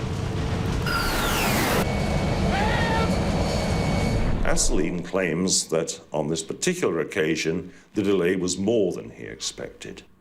And depending upon which side of the argument you come down at as to whether or not the 4-second delay in the digital flight data recording was real or not, then, you know, he's either an idiot or you know, he's right. The French justice system does not believe that Assouline is right. After multiple appeals, Michel Assouline is convicted of involuntary homicide and sentenced to 10 months in prison. Still, the controversy over the black boxes and the missing 4 seconds lingers on. It promises to forever cloud the results of Claude Béchet's investigation. The public opinion thought probably, oh, well, there was so much at stake, you know. It was the future of all European aviation industry, which was at stake. So they managed to tamper the tapes so they could blame the pilot and not the airplane. But this is just impossible. The investigation into the Habsheim accident made several recommendations. It calls for passengers to be banned on all demonstration flights. It also calls for better reconnaissance of airfields by flight crews. And they want airline procedures to be reviewed to ensure they conform with official regulations concerning altitude.